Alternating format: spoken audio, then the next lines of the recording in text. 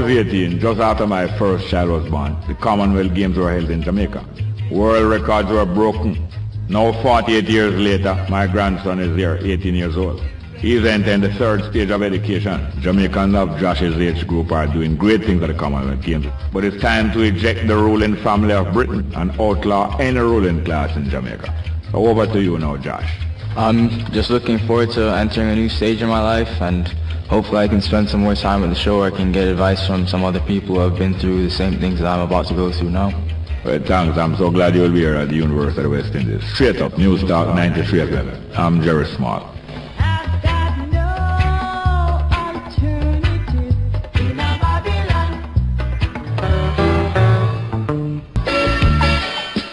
Yes, good morning. Welcome to Straight Up. I'm your host, Jerry Small. We broadcast here live from the studios of News Talk 93 FM on the Mona campus at the University of West Indies, and heard all over. I just want to start this morning and play a piece of music. It's the birthday of a very good friend of Straight Up, Miss Sonia Harris. And also we did miss acknowledging the birthday in time, on the right time, of Madam Mariam Samad, the Garveyite lady, elder states lady. And so they were going to play this for both Sonia Harris and for Mariam Samad. And also for Louise Bennett, whose month it is.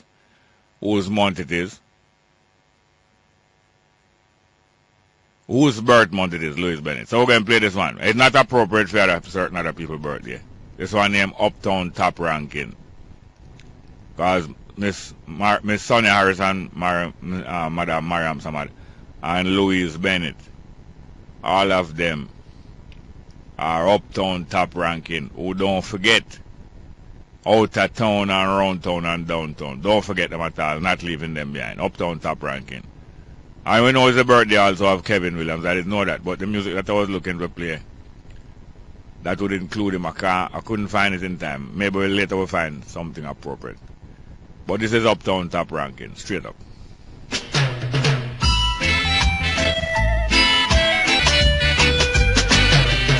me in the heels and ting.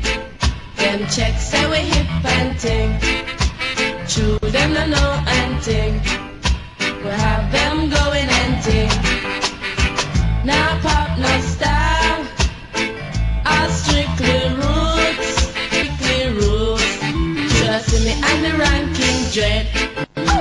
Check out we jamming and ting. Love is all I bring. In my khaki suit and ting. Me now pop, no style. True.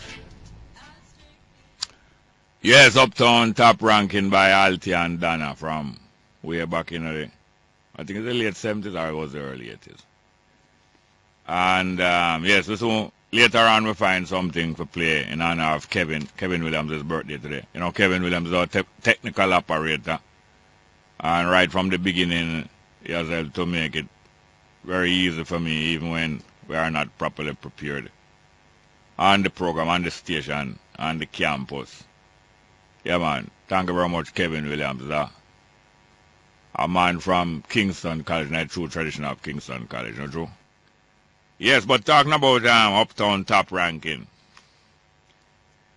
This was very appropriate in the 70s when the values, the good values of the people of Jamaica, the majority of whom are poor and not privileged, the good values of them start to spread more. It's always been spreading. Start to spread more that many of the people who are privileged and fortunate, especially the females, start to embrace and absorb these good values, and with their charm and with them bearing, they were able to defend these values and manifest them and demonstrate them in a way that people had to appreciate them. Not only in the way them dress, the way them carry themselves, but also in the care that them care for others who are not as fortunate as themselves, starting with family. and then going on to community and going on to country and going on to race internationally and to humanity in general. So it's always easy to recognize the all-embracing attitude, which it is. It seems like it's so much easier for female human beings to manifest that than males, because you know that male human beings tend to be more competitive in an aggressive way. Females are just as competitive between and among one another, but not necessarily in that aggressive way, an antagonistic way, even though some of them can match any male. So over the years and over the centuries and thousands of years, you have seen that just like when you see a man like Mandela and Haile Selassie, and I wouldn't say Marcus Garvey, because Marcus Garvey wasn't born in privilege, but a lot of males they say born in privilege and realize that they must use those privileges. They must use those privileges on behalf of the rest of the people who don't have privileges. So them convert them status and them standing and them wealth and them power into progress for other people who not in the same position like them. You have some males like that. But far more of this is carried out and in a quieter way by females. And you know, we are glad for the strength and the determination that them encourage us with. My old lady, my mother never so rough like my old man, you know, but she was just as strong, and she infused that strength and determination into our children, the way she feed them, from the breast right down to the plate and the pot, right across to teaching and across to protecting and comforting when you're in a trouble or when you need protection. Well, the young lady was here yesterday, Miss Chin. Young lady was there yesterday, Miss Chin. You see the kind of odds that people like her face. Many of them, there are thousands of them that face these odds and take on these odds. Some of them get through in the slated time. Some don't overcome the odds in the first time period. But later they do. And at the rate she going, we know that she will have success. But you know, say, many others have gone through that and overcome, and some have gone through it and not overcome. And some become very famous, well-known, successful, prosperous, and so on. And sometimes when them do that, other people tend to come and burden them unnecessarily. Look for Shelley and Fraser. As soon as she reach world success, you have some male who start sending message to her. So she will pay up some tax and will pay some dues and them want money because them will protect the community and all them way there. Like a parasite. Like a set of parasite come to draw her down and intimidate her. But them wasn't successful in doing so. Anyway, I do have much more to say this morning.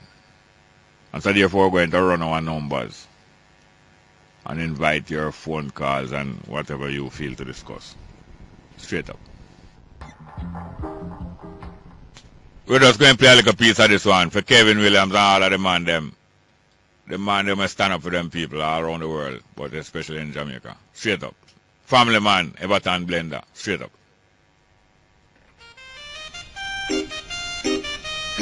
Why, whoa, I am a family man working for my children. I am a family man working all those things with. I am a family man. I am a family man, working for my children. Yeah, man. That's for Kevin Williams' birthday today, our technical operator here, and working for the Straight Up family also. Little more we play out the whole night. But I'm going to come to your phone call now. Good morning and welcome to Straight Up. Hello. Morning, Jerry. Yes, Garnet. How are you doing? Good evening. Look here. Yes, sir. This thing what may I tell you about? Yeah. Don't try to think about the thing and the technology at the same time. Yeah. Think of the end result. End result. Try to raise some funds for the youth there. Yeah. That is one thing. The way this thing what may I tell you about, I know something we are inventing. No, I know, I realize that. Where people do all the while in Jamaica. Yes.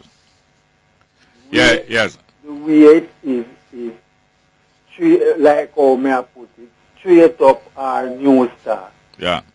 And as a matter of fact, bringing somebody from Lime then digital too, so the whole will learn the procedure one time. All right. By the end of the week, I'm sure that my producer Tanya and others right around it, I understand more, and I realize, I recognize it too.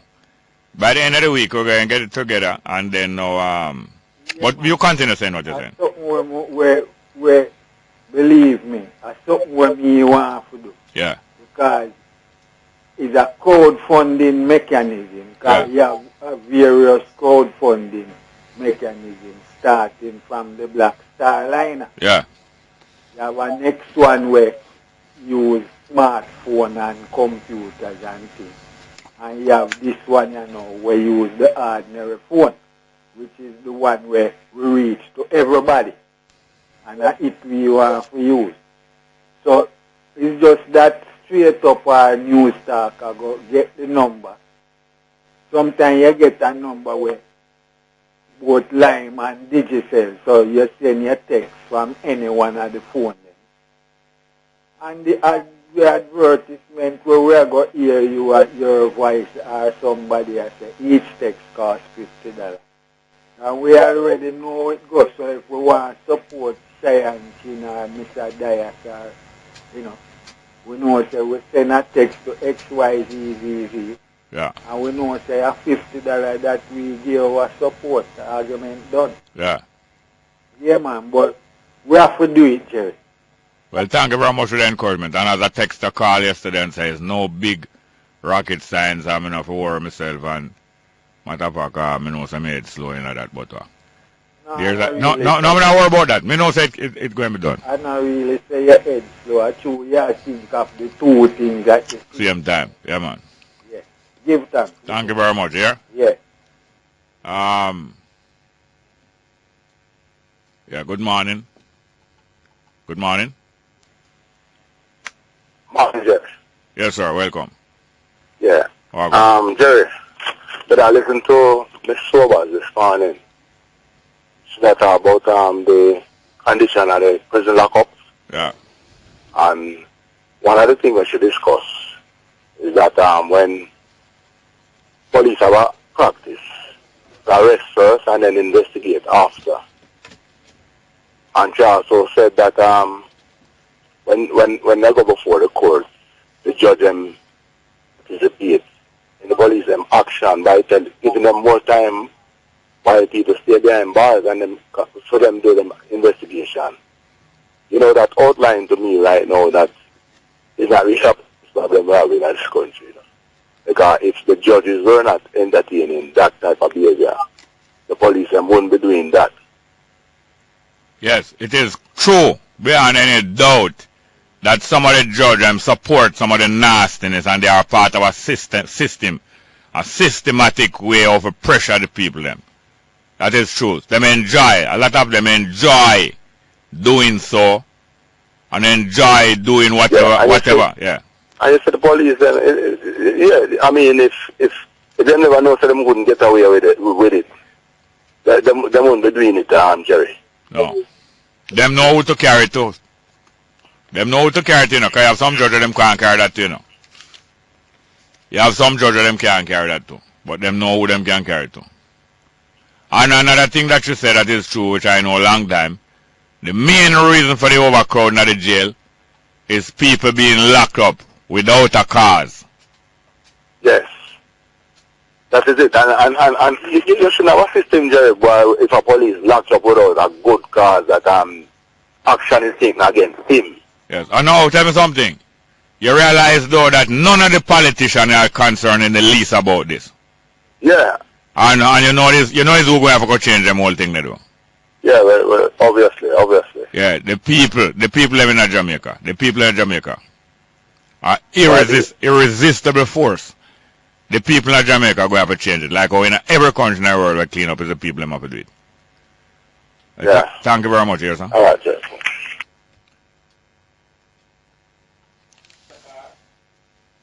Let's go for a break, sorry.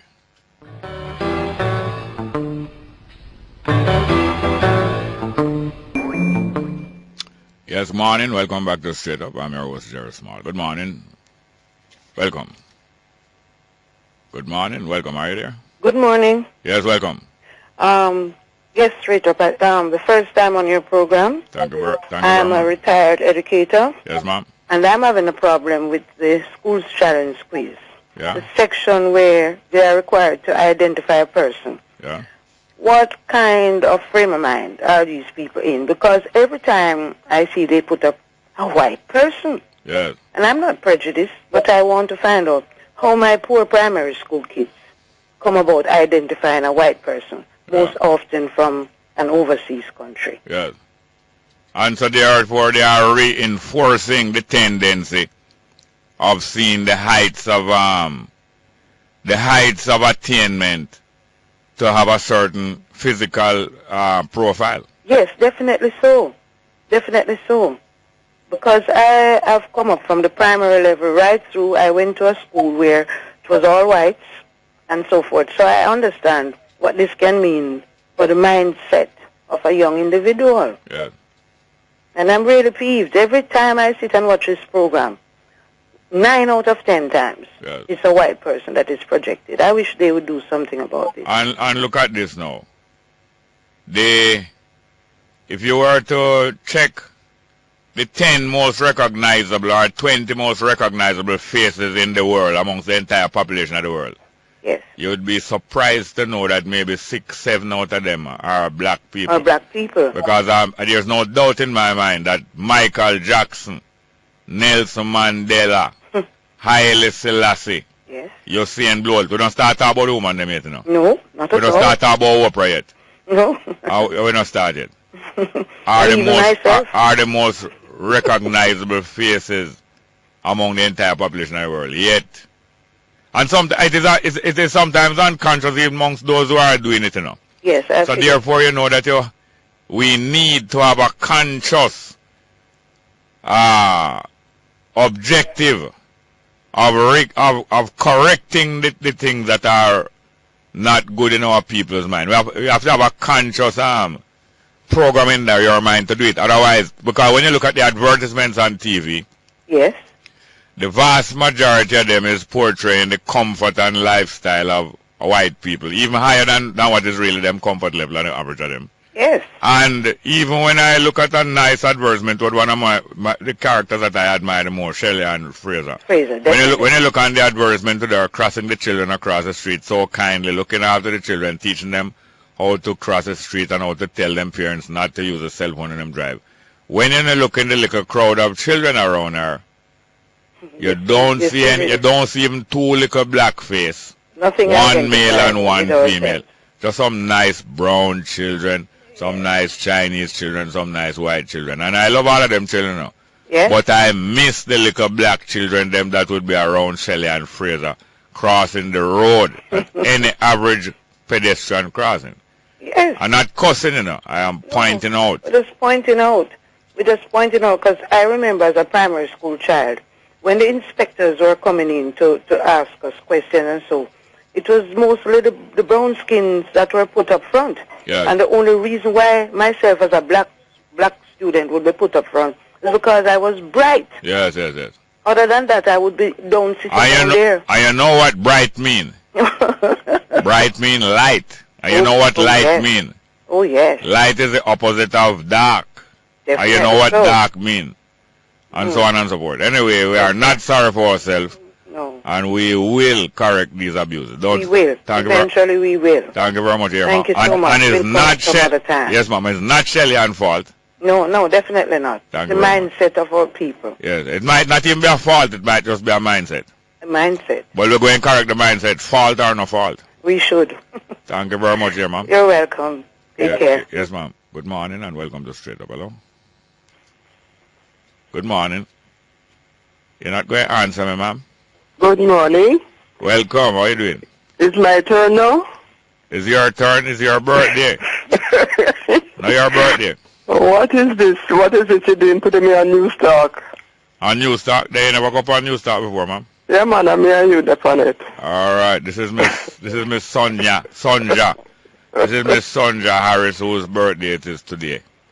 Oh my God. And we have to call you and yell you and, and encourage you all the way, because like what you always do with people. Because yeah, well, thank you very, very much for the encouragement. Sometimes, people look to me for so much encouragement and so much strength, they don't realize that I need it too. Yeah. And the birthday is always a good time to receive it. I got some nice calls since morning. Yeah, that's great. Yeah, man. Good to hear you. Yes, and how is your son, Johnny Williams?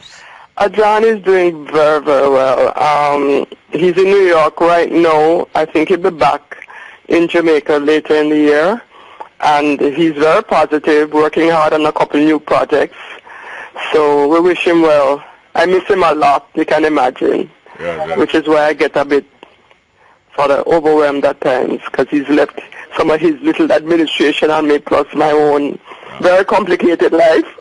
Yeah. But he's good, and my daughter is good. My daughter might, in fact, move in with him because he has a big apartment, and so finally, after many, many years, they will live together again for a while. Yeah. And your daughter's full name? My daughter is Dara Holness. I don't know if anybody remembers her from Campion. Dara Holness Williams. Yeah. She went to Campion College, and she left about a year after finishing high school. She went to Wilmer's too, actually. She did sixth form at Wilmer's, and then left Jamaica about a year later and went to New York, and has been there more there than here. Yeah. And Johnny is the person who has done the most to lift Jamaica's basketball to a professional status, even though we've been feeding professional clubs and countries around the world for a little while. Yeah, he's done a lot to restructure and revision the entire organization, and it was about 4+ years of really volunteer work. And I think he got really exhausted. That's what happens when you volunteer for a long time. So he's actually backed off and handed the organization back to them and asking them to look for a new president. But they keep calling him for everything. And I even hear his name on the radio, connected with the fact that the organization hasn't had an audit for several years and so on. So I wrote him and I called him and I said, what is this? You don't have oversight over these things. So he wrote the media houses and told them that there actually was a treasurer and there actually is a committee that is responsible for that, and sort of clarifying his role in all of that. Them say, boy, mommy, them won't even give me a break and make me go on.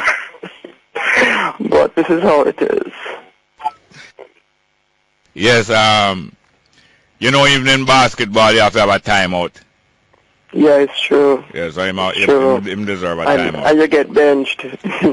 Sometimes the timeout is not voluntary. Sometimes when it's voluntary, it's good because you really get to reconstruct yourself. Yes, and the timeout is for the whole team. Well, all of that. And the whole game.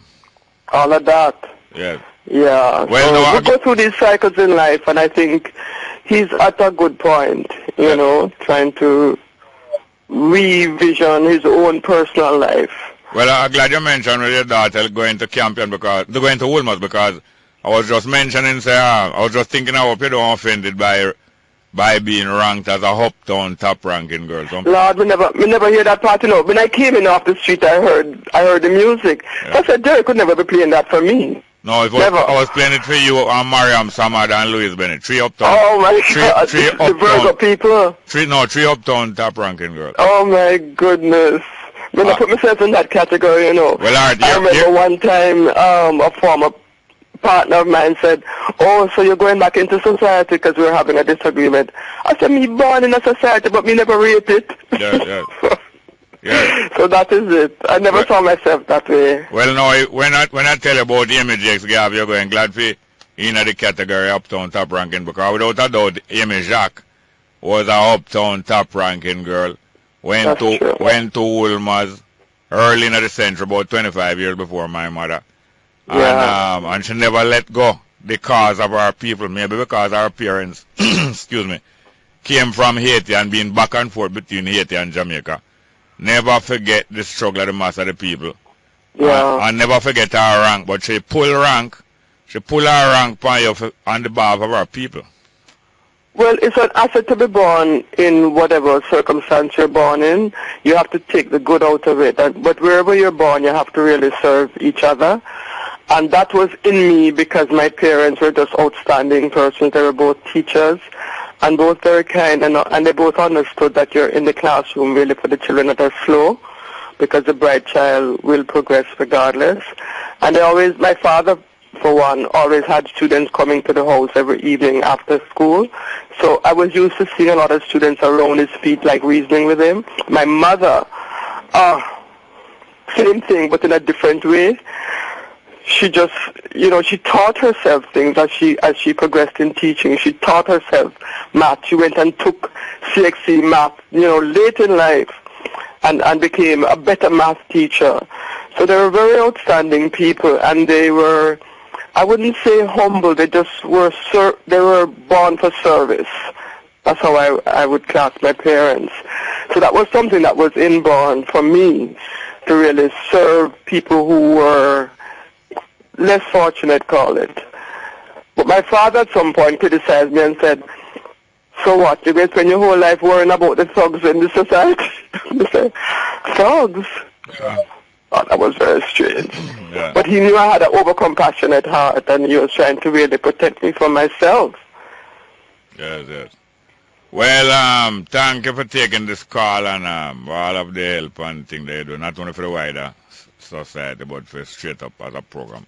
So well, thank you for being there in Straight Up and for inviting me in as part of the Straight Up family, and it has been a privilege and a great journey.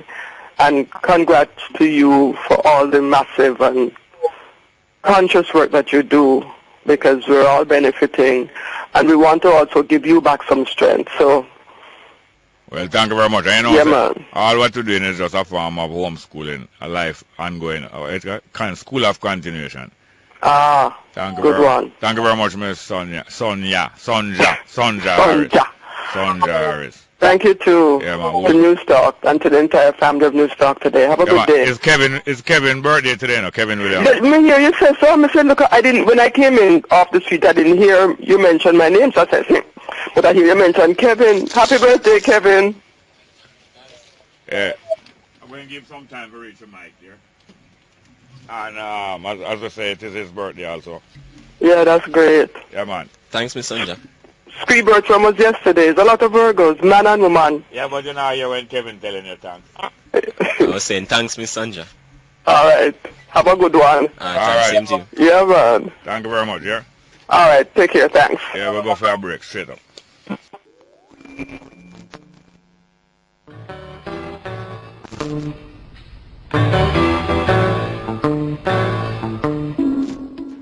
Yes, welcome back to Straight Up. I'm your host, Jerry Small. Hello. Welcome. Hello. Yes, go ahead, please. Welcome to Straight Up. Hello. Yeah, morning, Jerry. Wagwan. Morning to all those listening around the world. Yes, sir. Especially in South Africa and in Nigeria. You know, tomorrow is a big case in South Africa. Which one are the big cases? The athletes. They shoot his girlfriend. Pistorius, no? Yeah. Tomorrow the judge, the female judge will hang down the judgment. Yeah. Yeah, man. Tomorrow is 11th of September. Yes. 11th of September, 9/11. Yeah. 2014. Yeah. Yeah, so we are listening out tomorrow. What do you think about that case? What do you think about it? Yeah. It seemed to me, well, from what I hear, it seemed like them have a history of serious quarreling and war with him being an aggressor and a jealous man and all them kind of thing. Yeah. And one of the last things she do, she come to Jamaica. She come to Jamaica, have some experience where make him feel insecure. Make him feel like, you know, he might lose her to Jamaica. Or Yeah. the flag or even the flagpole. Yeah. He fire 4 shots in the bathroom at her. Imagine. And shot her and kill her. Temper and anger leave people insane sometimes for seconds and minutes, you know. Yeah. You know, and even when them come out of it, them can't even realize what them do, you know. Yeah. Even though them did plan it, because sometimes them didn't even plan to have the weapon around and say one day them going to this. But when them get in that temper and anger, it's an insanity, and that don't make them less blameworthy. It is not like that athlete guy.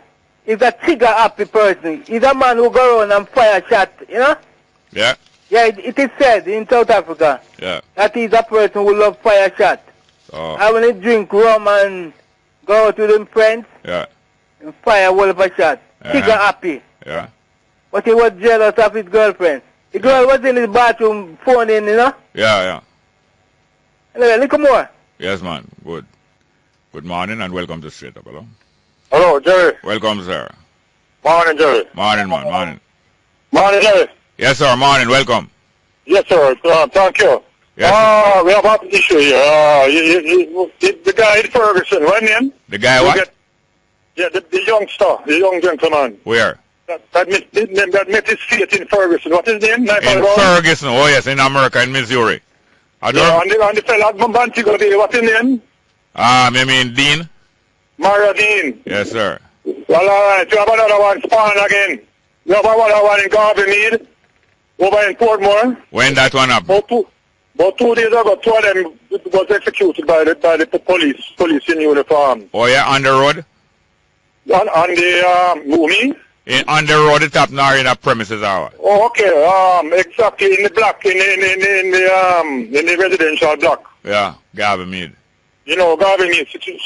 Yeah, we have a lot of walkways in there and them kind of thing. Anyway, them tell me, so I only have 1 minute. So, this guy named, Deidre Davis. Yeah. The other fella who went away with him, I don't have his name, but it's 2 guys that never have nothing.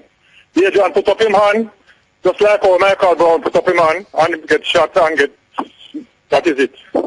So, TBM did have a quick thing on the news last night, and, you know, the Black Road and all that out there. But this thing here, we don't want it there. We want in the community, I want some Williams, the 2 Williams, in the Williams and Commissioner designate. Williams. Mr. Williams, come deal with this thing. This policeman or a set of policemen don't need team investigate. They just want to lock up same time. Lock up and shut down. Yeah. Oh, you mean, hold on. Sorry, hold on. Hello, hold on a minute. Hold on, I don't want my words to be confused. I don't want policeman to get locked up and shut down, you know. I just realized what they say. I thought the road one. Yes, I don't want them to get locked up and shut down neither. But if they are to be arrested, they must be arrested and examined and tried, yes. The shutdown was about a different thing. I thought you mean that police just want to lock up people. I was including that some police just want to lock up and shoot down. Not the police I'm recommending to be shot down at all. Yes, good, the brother credit run out, but I'm glad that him raised these things here. And the commissioner, the new commissioner of police, we will soon see in what direction he's headed. And we welcome all of the actions and measures that will be taken. We make it clear to us in which direction he's headed. Good morning and welcome to Good morning, Sir Jerry. Welcome. How are you, sir? Fine, thank you. You realize that Straight Up is a family? Yes, I understand that, yes, sir. And whenever any of our family members grieve or come under attack, we are supposed to be there to support them. Yes, we can. Anyway, you have a member by the name, he calls himself One a Day. Yeah. You might refer to him as the dog man from Mandeville.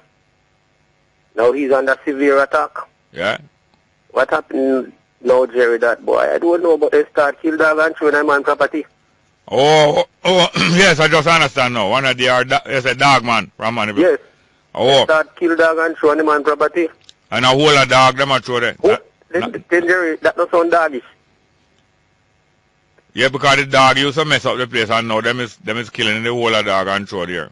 I don't know why we can't do for help him, you know, but that sound doggish. But although we are on like a joke and thing, sometimes, you know, some people decide to harass or irritate somebody else. Sometimes them neighbor, sometimes somebody far away and continually do things to aggravate. It seems like this is what him is suffering. What he said, Jerry, is that the first thing he's gonna do is stand for back, but I don't know what stand for back is. Well, it can have two meanings, you know. Tanso back have one meaning in modern dancehall slang, meaning say it was kick back. Okay. And tanso back can also mean some people tan bad over there, so. Okay. And in revenge you're going to tit for tat. That means that you got tanso back, you got do the same kind of thing to them. Some people anyway, we need to. Well, you're not listening. You're not listening. May I tell you that there's a different meaning? Okay. Meaning say if somebody tan bad over there, so you can react by saying you're going to do the same thing and tanso in return, tanso back, like it I say somebody lick and you lick them back. So it's two different meanings. Anyway, go ahead, sir. Yes, so anyway, we need to hear more from him today because if in any way or form we can help him, we'll be willing to because he's a part of the family. Yeah, man. Have a good day, Jerry. I'm listening to you. Thanks, dear, sir. Yeah. Good morning and welcome to Straight Up. Hello. Morning, brother Jerry. What go on, sir? I'm my boss. Yeah, man. Boy, the month September month, I have some memories to me, you know, Jerry. Yeah. Because even tomorrow coming up, yeah, I'm going to make it approximately 27 years since them did slave Peter touch. Oh, yes, 11th of September. 1987. 87, one year before Gilbert, yes. And the old man did survive it as well, to say, you know. Oh, true, man. So it's all about their remembrance. And then, of course, 9/11, couple of years after. Yeah. You know, man, so that month I really have some memories in it. Some bad, some good. Yeah. And, you know, the 12th, which is the day after. Yes. Gilbert, yes. I tell you, brother, one of the roughest things I ever witnessed in my lifetime. I tell you. But it was a great experience because both privileged people and poor people found themselves in a stiff situation. I found people sharing things and start to converse and start to communicate in ways that them never used to do. Yeah, man, all neighbors who never used to reason with each other. Yes. Especially up, you know, Orange Grove up. Off Kansas. Off a long lane. Quite a few of them find themselves in other people yard, you know, sir. I look for them dish. I tell you, man. You know, well, one of them days I remember still. Thank you very much. But from tomorrow I call and ask for a request for a tune, a Peter touch. A Peter touch. Yeah, man, I'm for your father. I'm free eye. Yeah, man, respect. Well, thank you very much. Good morning and welcome to Straight Up. Hello. Morning. We have some text messages. Here they go. Our journalists are funny. Always saying they need proof before they report. But on this plain issue, everybody talking about a crash with no proof. They run from Portland. With no proof. Well, you know, like you have likelihood and situations where you can assume for the time being. Next one. Mr. Small, in the song Uptown Top Ranking, who was the ranking dread person they referred to? Coming from bbme at blackberryj.com. Ranking dread. I think let me call out some name, you know. Or probably the dread on the CB 200. Good morning and welcome to Straight Up. Hello. Hello, good morning, Jerry. Welcome. How are you doing? This is the brethren that Roscoe did make talk to you down by Irie FM. I don't know if you remember, Marcus Garvey's son, birthday. Remember that Sunday morning? Yes, sir. Yes, my brother. I'm just healing you up still and always listen to your program, man. Yes, thank you. Yes. I heard of an argument this morning that we're speaking about Shellyan. Yes, sir. With the children. Yes, sir. And it's the truth. I know, you know, those children are out that look like it's Vals Prep, you know. So you know Vals Prep is what kind of school already. Yeah, but a whole heap of dark, beautiful children go to Vals Prep. So some selection still go on. Yes. But anyhow, Another thing, you notice the Miss Universe, it's still clear-skinned girls win those things. You never see a black color. Yeah, man, the vast majority of beauty contests and the sponsors of them, yes, and all of the rules and all of the standards is geared towards encouraging pale skin, straight hair, and false ways. Yes, man, it's the truth. It's the truth. Never see a dark-skinned girl. Anyhow, I just listen to your program all the while, you know, and I learn a lot. Yeah. You understand? So, give thanks. Well, thank you very much for the communication. Yes, sir? Yes, my brother. And the name is Deacon. I'm a drummer also, you know. Deacon, yes, I did learn that. Yes, sir. Yes, my brother. Blessed love. Yes, sir.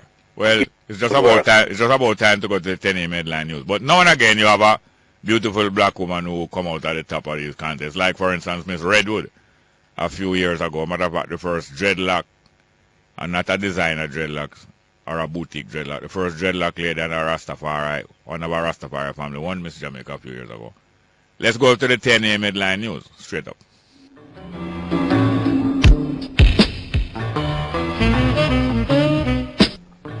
Yes.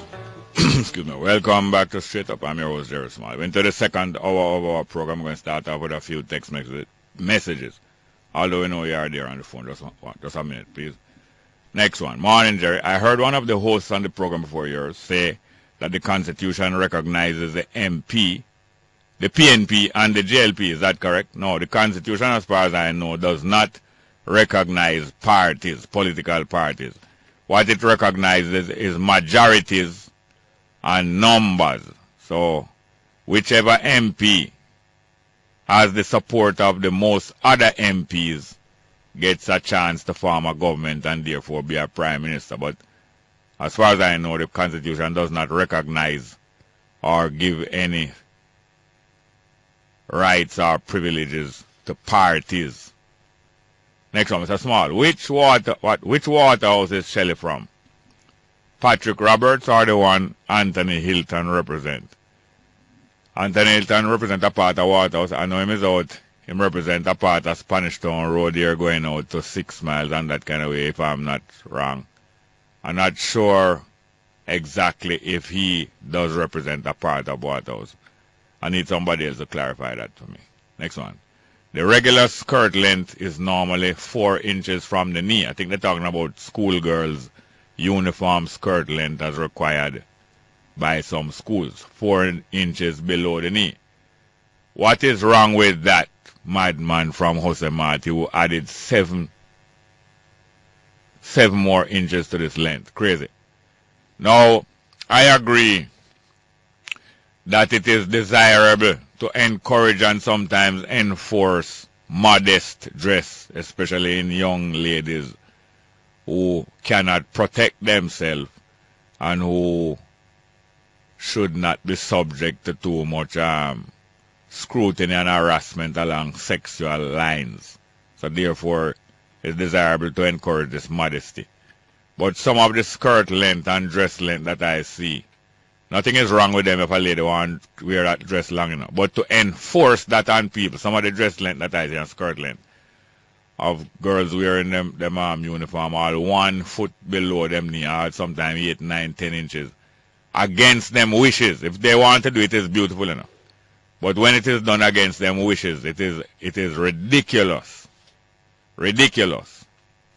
I heard an explanation by one educator that when the skirt is only 4 inches below the knee, when they sit down, sometimes they are able to sit in a way that still expose them leg. Now, if the skirt is very tight, or if the lady is very large, maybe sitting down in a skirt 4 inches below the knee, and if she cross over her leg and do something deliberate, maybe some of her skin above the knee can show, yes, but it don't sound like a really likely proposition. But anyway, there are some people who are bent on dictatorship, and it's not good for the children and the parents and the family when you find 1 or 2 people or an institution bent on dictatorship of a ridiculous nature. My thoughts that. Next one, Yellow Bongo Jerry. Do you know that 95% of crime in Jamaica is caused by the police themselves and backed by the two parties, JLP and PNP, coming from JAPI? I don't know about 95%. I wouldn't say 95%. But a terrible amount. Because even 30% would mean that is an influence on the total crime. If them even cause 30% of the crime or even 15% of the crime in Jamaica, that would have a great influence on the total crime culture. I would not go as far as 95%. If them even cause 15%, which is highly likely, that is disgraceful and it would have a great effect on the criminal culture of Jamaica. Next one, Jerry, I agree with the caller because I watch Junior School Challenge and I notice that most of the questions are not geared towards challenging the young students. Yeah, some of the things are not pleasing. At the same time, the school's challenge organization over the years, I think, has done probably more than me in challenging the understanding of the children. Therefore, I can't tear it down. There's many things I'm not satisfied with about it, but I cannot tear it down. And I don't want to throw out the baby after washing the baby and throwing away the bathwater. You throw out the baby too. I don't want to throw out the whole school's challenges. Yes, but there are some things that are not pleasing. I doubt if they are of a deliberate nature, although some can be of a deliberate nature, just like how the gay lobby pushed into the education of children in the children's home, deliberately pushed in coaching and grooming of children towards a homosexual lifestyle. So sometimes it is possible that there's some deliberate action in there. But by and large, I don't think it's a malevolent, deliberate action on the organized school challenge, but not satisfactory. But still more than what I do for the children of Jamaica. Good morning and welcome to Straight Up. Hello. Hello, good morning. Yes, sir. Welcome. How are you doing? What's happening, brethren? Everything good and a few things bad. Yes. It's good, man. Goodness and goodness, you know? Yes, sir. Yes. Bongo Jerry. Oh, go on. You don't think you could have Miriam Samada on the radio? Yes, I even wanted to call her and talk to her. We might do that still in a short time. Yes, that would be good. You know, because I'd like to talk to her when, you know, yes. She's on the air and so. You know, we used to call her at college. What? Madam Africa. Yes, man. Yes, man. Because she has a wealth of knowledge on Africa. Yeah, man. You know? When you talk with her, you get a feeling of what people like Sojourner Truth and all them. Yes. Terrific. Yes. Old lady. Very terrific lady, man. Terrific, man. Strike. Her eyes are so bright, you know. Yeah, man. Strike bright. Terror into the heart of the wicked. Yes. Terrific. Yes. You see, she look at you, her eyes, man, her eyes are riveting. You know what I mean? Yes, sir. They're riveting eye. Now talk about the voice. Yes. Nobody talk about the voice. Don't even talk about that. Yes. Looking at Bongo there. Yes, sir. Back on chicken. What is it? Chicken gun, yeah? Yeah, Chick V, yeah. Yes. Look here, Bongo there. You notice when we spoke about it the other day, how quick one got us to come in and defend the government? Yes, yes. And talk about us being dishonest. How are we being dishonest? They are trying to suppress the thing. They are suppressing it, Bongo there, because cases are growing. Yeah. The cases are growing and so on. And they have not put in any sort of management or any sort of proposal they would prefer for themselves to look good. Yes. Rather than do the work that requires for the thing to be clean up. Exactly. I mean, you're going to hear him calling after I'm gone and so on. But I don't really care. I mean, the truth is just the truth. Yeah. You know what I mean? This thing is, you don't want the thing reaching academic proportions. No. And epidemic is that thing where stealthy, you know, just creep up on you. Right. And then it spread, you realize it spread all over. Yes. I heard him at this jockey was saying on the TV last night that he had contracted it, you know. That he had contracted it, yeah? Yes, Bongo Jerry. Good, and the pains and all that sort of thing. And so some people say, can't get up good answer. Yeah, I understand it. Can you imagine how alarming it is for you? Yes, a healthy person. Yes. The next 2 days, you can't get up. You can't get up. I heard Juliet Cuthbert saying she had to get assistance to get up out of her chair. Yes, I heard Miss And the day before we saw TV clips of her looking all right. Yes, she couldn't get up so good and all that sort of thing and so. Yeah. So she was wondering what was happening. Yeah. Right? I saw a clinic on TV last night. Yeah. That clinic was broken into 9 times. Can you imagine this, Bongo Jerry? I hear about it. Yes, and goods was stolen out of it and so on. And then they just got security. All of a sudden, security was there. So why the security couldn't have been there previously? Yeah. You know? No, is there? Hey, we know that people pay taxes to government to provide certain services, but ultimately, you know, it's a community responsible for keeping them places safe, you know. Yes. Must do it. Exactly, and I don't see no reason why them couldn't come around with the people and get some sort of implement some sort of security in place. But it have to be done, you know. Yes.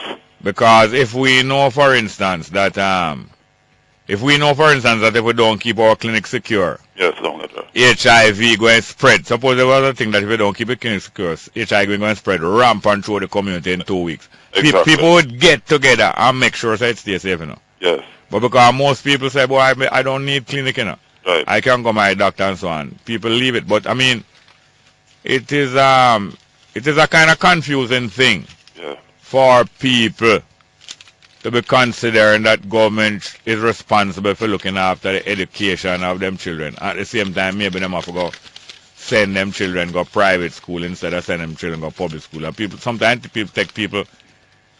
take a time for people to make up their minds that them have a community has to get together and do some emergency thing. But I find that just like how you have a parents teachers association that circle around a school, you should have some community link up that circle around clinic and all them kind of things. Yes, a circle around and examine. And meet regularly. Yes, I meet regularly. Because it's weed going cause. But thank you very much. Yes, okay, Bungo, sir. Good, take care, sir. Yes, we have any more calls there? We have one more call before we have our guest here. Professor Byron Meeks is going to tell us about the conference that starts tomorrow, entitled and focusing on Beyond Westminster in the Caribbean. Westminster being a model of government. And very interesting and very timely. Good morning and welcome to Straight Up Hello. Morning, welcome. Straight Up Hello. Not there? Are you there? Is there another one? Good morning. I'm just going to read one more message that we got. I don't know if it's off. I think it's off the internet. This one's a Facebook message. Morning, Jerry. Blessing to you and the family. Love your program. And you hit the nail on the head every day. You put different type of information and argument, and it has set life into it. Boy, Jerry, the sellout of the services in Jamaica is a dangerous state. Like for instance, Flow Internet and Cable Company. They have outsourced their business and center. Their business and center is in Sri Lanka and Trinidad, and they can't answer any problem or challenge them with. It's a damn shame. We don't have any government agency or state agency who is responsible for look over or into these companies and make them do the right thing. Give their customers what they promised to do and the documents they signed to run a company in this country, Jamaica, not just to outsource for cheaper pay and less work for the correction of their company, but their headquarters will not be here for you to challenge them of their irresponsible attitude towards us as their companies, as their customer.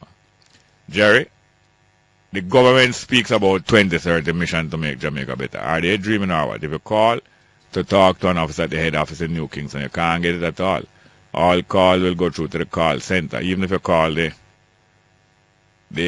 toll-free number. What a sign we live in. They just put the phone on busy. Ha ha ha. It's just a joke, Jerry. You will understand the frustration. I don't understand everything about these matters. I hear people talking about them. When making complaints or inquiries to various companies, they are put on to a call center halfway around the world. Talking to people who don't understand the company, sometimes not understanding English as we use it. I know it's frustrating. Well, welcome to the studios, Professor Byron Meeks. And as I told you, the conference hosted by the Sir Arthur Lewis Institute of Social and Economic Studies at the University College of London. And the Sir Arthur Lewis Institute of Social and Economic Studies is a part of the University of the West Indies there. How are you doing, Professor Meeks? Very well, Jerry. Thank you. Does there exist a branch or a part of the Salises in other territories in the Caribbean? Absolutely. We have branches in St. Augustine in Trinidad and Cape in Barbados, but we function as one unit. Yeah. Now, frequently in Jamaica we hear, and even I myself engage in it sometimes, discussion about separation of powers in government, and And we refer to a certain measure of it in Jamaica where the judiciary, the justice system, or the delivery of justice, the judiciary, is separate from other branches of the government and not subject to the other branches of the government. And the parliament also, being separate, cannot dictate to the judiciary. And the judiciary cannot overstep its boundary and so on. But in Jamaica, it is not as if we are a parallel of the separation of powers that is in the United States of America. Now, the United States of America is not perfect by any means, but these things had been worked out to a great extent there from a couple hundreds of years ago. But there's not really a separation of powers in Jamaica. Well, of course, our constitutional system has its genealogy, not in the United States system, which emerged out of a revolution against the British system, but as a more evolutionary development of what had emerged in Britain as a result on its own trajectory of evolution over many centuries. So, which is why we call it the Westminster system. I think it was Edwin Jones who many years ago coined the very interesting phrase, Westminster export model. Yes.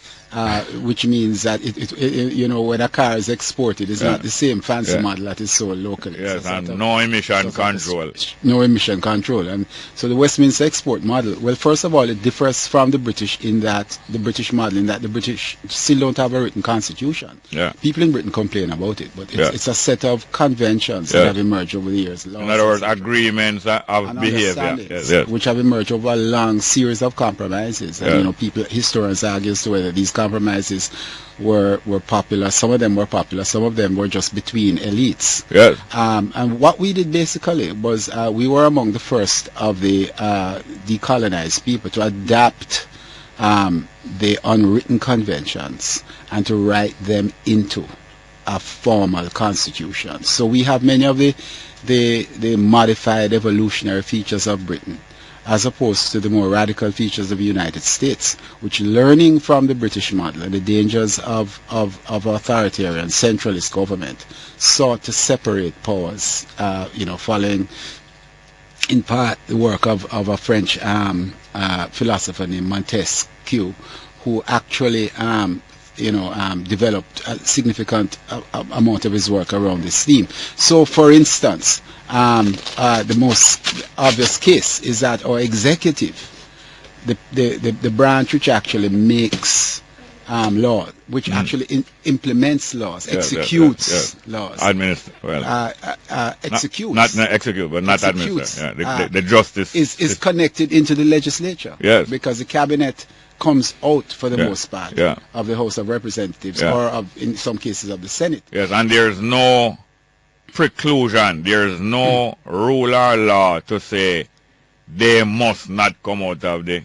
Matter of fact, a certain proportion of them, a high proportion of them, must come out of the legislature. Precisely, and only a very small amount may come from the Senate, and certain positions cannot come from the Senate. For instance, the Minister of Finance. The Prime Minister can't come from the Senate. He must be from the House. So what that means in effect is that in the United States, for instance, you will get the President wanting to do something.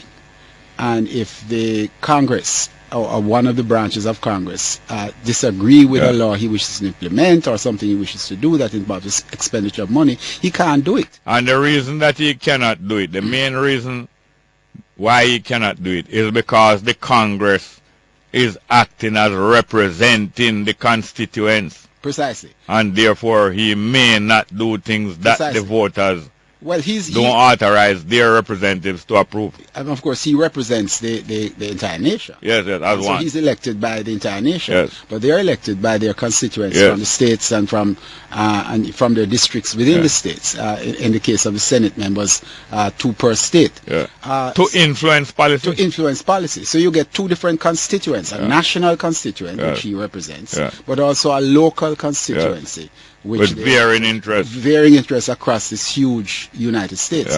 No, the danger in that, and there's no model that is absolutely free of danger. The danger in that is gridlock. The obvious danger. Nothing being done. Which is what this president actually faces. So gridlock is like a tug of war where it is so equally balanced that there's no winner, no activity, no score. And we get bored because nobody can win the game. Yes, no score. But of course, it's not just boredom in politics. It's that legislature that helps people, that advances the economy, that may even protect the country, may be held up because of this gridlock.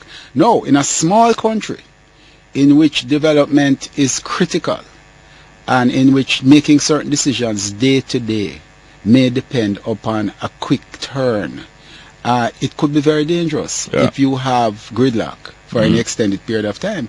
So the known problems of Westminster we know very well. That is, the Prime Minister, the Minister of Finance, the Cabinet, whatever it is, makes a decision. Automatically, there is a majority for that decision. Yeah. Because they control the House. Yes, an unthinking majority. An unthinking majority because there's control of the House. And believe me, the whips in our system don't even have to whip. Yeah. Because the political system is such that it is the rare, exceptional occasion that you vote against your party. Yeah. So the result is anything a government in power wants, it gets done. Yeah. If perchance the day should arise when a majority should vote against them, a no confidence vote will emerge and a new government will win the next election, which will have those powers for all of its working days. Yeah. And the likelihood of a no confidence vote is very slim, although it can happen. So in other words, what you have is cabinet dictatorship. Yeah. Elected, albeit initially, but from the moment of election until the moment of the end of their term, cabinet dictatorship, and more specifically, prime ministerial dictatorship. And that is a problem that a lot of people have had with how Westminster's practice. It gives too much power to the people who actually win, and very little power to the people who, from the constituents, which they would gain in the U.S. system. And the argument is also made that the third branch of government, the judiciary, does not have the kind of independence because of the system by which you become a judge, because of the way the judges are paid, etc., that the United States Supreme Court, for instance, as the highest branch of the judiciary does. Because once you're a Supreme Court member in the United States, you're there for life. Talking about court. Yes. I like to examine some issues that make it much easier for my listeners to understand either possibilities or realities. For some years now, some people been proclaiming that the Parliament, Garden House, the 63 members, is the highest court in the land. Where does that come from? It's not a court at all. It's a law-making body. Yeah. It can make laws. Yeah. Judges and the judiciary adjudicates the laws. Yeah. They interpret whether these laws are correct. The judges sitting with other officers of the state constitute a court. As you say, Garden House, the 63 members is not a court at all. No, it's not. And yet you have legal luminaries, such as, and this no offense meant in naming them, such as John Jr., a very experienced lawyer, A.J. Nicholson, Attorney General, very experienced lawyer, and other people even on the other side of the political fence, being reiterating these things because it enhanced their whole feeling of doing some vital work in the country. Well, I can't over and over. I can't speak to the specific cases that they have made, but there's no doubt that the legislature is, as the name implies, it is the law-making body. It makes the laws. Yeah. The judiciary can declare that those laws are unconstitutional and strike them down. Yes. It has that authority. But the interpretation of the laws, the judging, is done by the judiciary. Well, look here, we have to go for a break. We're not going to detain you on this because we want to get into the conference. But when I come back, just one more point or question along this line. Straight up, let's go for a break.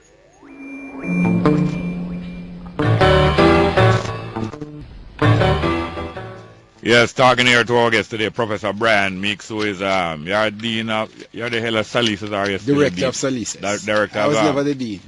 No, but you were dean, what? No, I was never dean. Okay. Never dean. Always director of Salises. You know what gave me that impression? Because in 2000, when I had to host a symposium I think you probably gave me the most help towards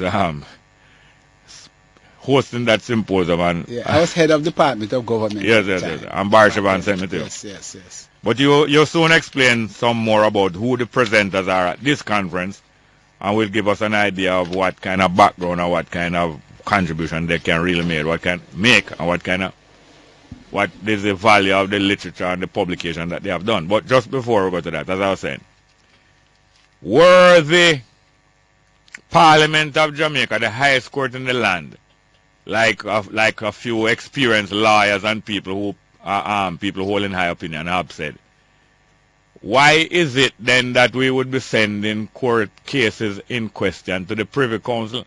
When the Appeal Court of Jamaica finished with that thing, why would we be sending things to the Privy Council in England rather than sending it to the equivalent Privy Council inside the Parliament in Jamaica, if Jamaica Parliament was the highest court? Well, I mean, constitutionally we are still bound to the Privy Council. Yeah. That is a reality. We're still the Queen is still our head of state. Yeah. We've had that debate endlessly, and we should, certainly in my opinion, have our own Caribbean Court of Appeal. It's already in existence. We just haven't authorized it to be our final court. Yeah. We should have left the Privy Council in, and this of course is my humble opinion, a long time ago, because it seriously undermines our sovereignty as well as the symbolic reasons for it, etc., etc. But there's a lot of debate there. That may come up as part of the debate in our deliberations over the next 2 days, although I suspect it won't be central, but it is a part of the overall package of Westminster as it exists in Jamaica at the moment. Well, now recently I got a copy of a book that I think you showed it one to me first at a research day, and I think so. I recently got a copy for myself. I have a thanks Slogan Newland for that. A book put out by Salis is about the Grenada experience, which is an experiment in alternative forms of government, of constitution, alternatives to the same Westminster model. Social and economic studies of earlier this year. Yes. It was very helpful. I went through it in a few days. And not only yourself, but your wife, who is also a professor. Yeah, Patio, Patio. She has a very important article. She's the editor for that collection. Yes. Yeah. And all of the people in there made important contributions. So that brings to mind, not only she, I think she is presenting in this conference. Sure. It brings to mind that we need to tell us more about the people who are presenting here, starting with ourselves, to show the kind of experience and relevance. Well, I think we have a remarkable group of people for the conference, which is tomorrow morning, starting at 9 o'clock at the regional headquarters, and continuing on Friday morning, starting at 9 o'clock. Open to the public? Open to the public. The public can come and sit in free. Yeah. Can't provide lunch for you, but you can come and sit in at no cost to yourself at the regional headquarters. That's a new building. The new building on Mona Road, opposite the entrance, the traditional entrance to the university. Starting at 9 tomorrow morning. But let me begin with our keynote speaker, who is Honorable Ralph Gonsalves, Dr. Ralph Gonsalves, Prime Minister of St. Vincent and the Grenadines, well-known personality in Jamaica, and of course, many years ago, Jerry, you will remember him as the president of the Guild during the stormy days of Walter Rodney. Before Walter Rodney, through Walter Rodney, yes. Yes, absolutely, who later became a lecturer at the University of the West Indies in Cave Hill, and subsequently Prime Minister of St. Vincent, the longest serving Prime Minister. And I must say that as president of the Guild here, as somebody not coming from Jamaica, but I was able to handle that whole Walter Rodney thing, so able that because I spoke the language of Jamaicans at that time as an undergrad, a remarkable person, but also somebody who has thought a lot about this. Actually, what is interesting about Ralph is that even though he has never lost an election as Prime Minister, he actually instituted a referendum to change the St. Vincent Constitution 2 or 3 years ago, and lost. He lost that referendum. So really, Ralph is coming to reflect on what his government tried to do. And how it is that it was rejected by the majority of so he have an experience that is approximate to Norman Manley's experience. Norman Manley, with the one exception that the subsequent election he won. He won, yes. Although by a reduced mandate, doesn't matter. He won.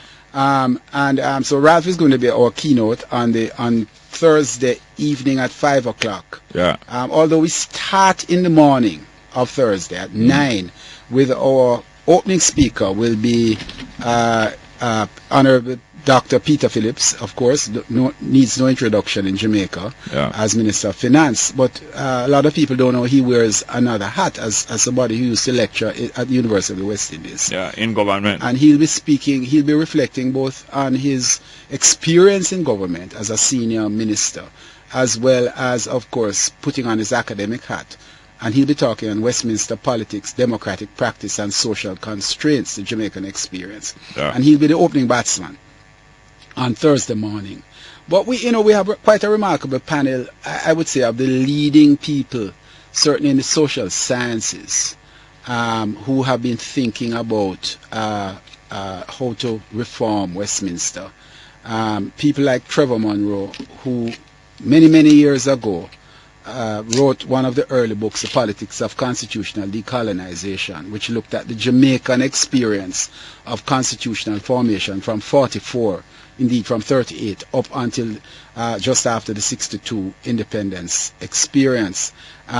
Selwyn Rand, who is the foremost thinker on the Westminster throughout the Caribbean, and he is going to deliver a paper on the collapse of the Westminster state in the Caribbean, the case of Trinidad and Tobago, a very controversial sounding title. But Trinidad and Tobago, as we speak, is undergoing a debate now, led by Prime Minister Professor to reform their constitution. It's receiving a lot of controversy in Trinidad, because some people are arguing that it hasn't gone through the referendum route. She's trying to do it from in the House, and that it's self-interested. But some of the things she's actually trying to implement are very interesting, including one that has been on the agenda in Jamaica for a long time, which is recall of a non-performing member of Parliament. Yes, and is this self-interested? And term limits. We couldn't say that is self-interested. Term limits is something we have also been extraordinarily interested in. So there are things. But, there's a debate, and we're going to have 3 Trinidadians here. Selwyn, of course. Hamid Ghani, who is at the University of the West Indies, St. Augustine.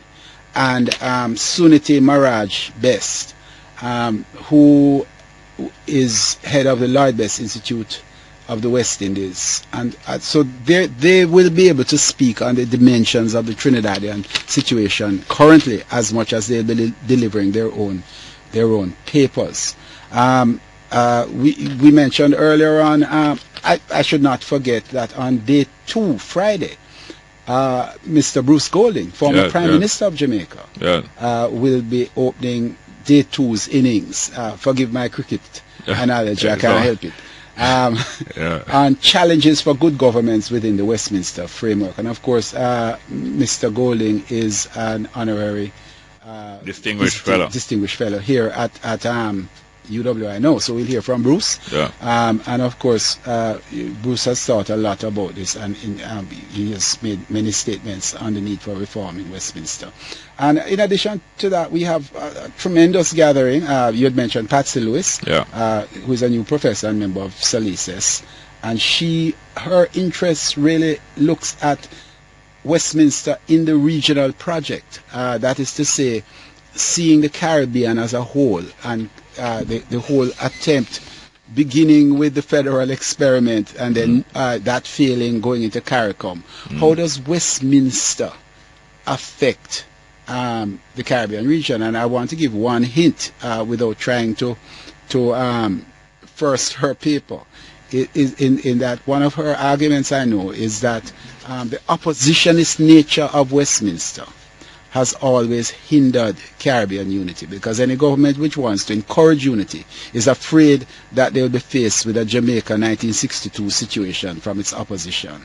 So the opposition always has an interest to question deeper unity because of the fear of a new referendum. So she'll be speaking as well as Alyssa Trotz from the University of Toronto, who has spoken in Jamaica many times before. Percy Hinson from Florida International University, who is also well known here, certainly in my in my institute as a thoughtful scholar from Guyana initially. Both Alyssa and Percy are from Guyana. Tennyson Joseph and Cynthia Barajais. Tennyson is a young academic out of Cave Hill, but from St. Lucia, and Cynthia Barajais has done a tremendous amount of work on Eastern Caribbean constitutions. I should also add that Richard Drayton, who is a professor of history at King's College, University of London, and of Caribbean heritage, and highly respected. Harry's Drayton, yeah. Harry's son. You hit it on the button. Yeah. Harry and Kathleen's son, Richard Drayton, will be speaking on Westminster on democracy, Crown legislature, and experiments in West Indian government over the long run. He'll be going back, I suspect, to the early colonial period and how that has influenced a point we were making earlier on. And there are more. So we literally have a rich gathering. By the way, experts, man. And newer experts, younger heads who will be looking at these questions. There's a book launch, Black Power in the Caribbean. Yes, and of course, if you don't come to anything else, you will be there. Yeah. I hope. Kate Quinn, who is a British academic and who is really my collaborator on this project. Yeah. We collaborated many years ago, 2008, on 2 Black Power conferences back to back, one at University College London and one here at Mona, hosted by the Center for Caribbean Thought, of which I was director then. And we're going to launch the book that came out of that conference. Well, the book has been out for some time. Published by University Press of Florida earlier this year. Oh. And it has a series of articles coming from those 2 conferences on the Black Power experience in the Caribbean. And I hope will come as with other people. Rupert Lewis will be the speaker at that event. Yes, and also the editor, Kate Quinn. Kate Quinn will definitely. Let's go for a break and come back to conclude this expose of what the conference coming up will be like and promises. Sure. Straight up. Thank you.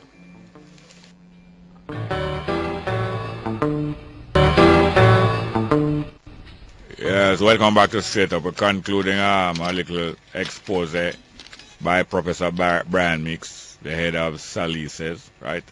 Yeah. On the conference, very important regional conference being held there starting tomorrow. Not only a regional conference, but a conference being held in association with the University College of London on the topic Beyond Westminster in the Caribbean. Critiques, challenges, and reform. It's I have to mention here and congratulate the university for appointing at this time as a new vice chancellor of Mona, isn't it?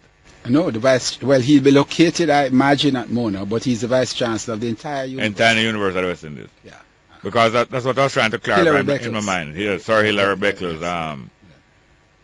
I was trying to clarify that in my mind, whether there was one vice chancellor, but I know that in the 60s that was so. Yes. One vice chancellor. Oh, absolutely. The vice chancellor is the executive of the entire university. The 3 campuses and the open campus. By the way, who is the chancellor now? Is it Sir Sridhar Rampat? Sir George Lane. Oh yes, yes. Popularly known as Champ. Yes, yes. Who was, of course, very much associated with this university over the years. Yeah. And as not only a sign of the times, but as a kind of encouragement and probably a promise of things to come.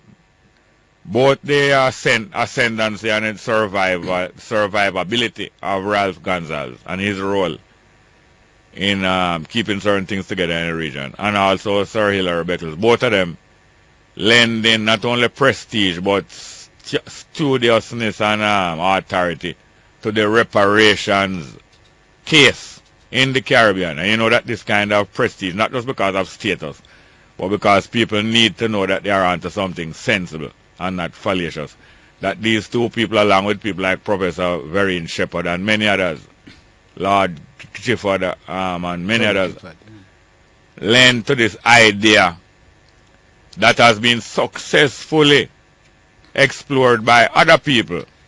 The Japanese, the international community of Jews, the indigenous people of North America, Australia, and all about to get reparation in this modern time, and it's not any fallacious thing. It's just that when you put your case together and when you get together as a people, as a region, you are likely, because you have to show some responsibility before vast resources are handed over to you, and some honor, which will show that when they are handed over, you will not come back and say you didn't pay us, because plenty of times bills are paid and people come back and say it wasn't paid. Where is the receipt?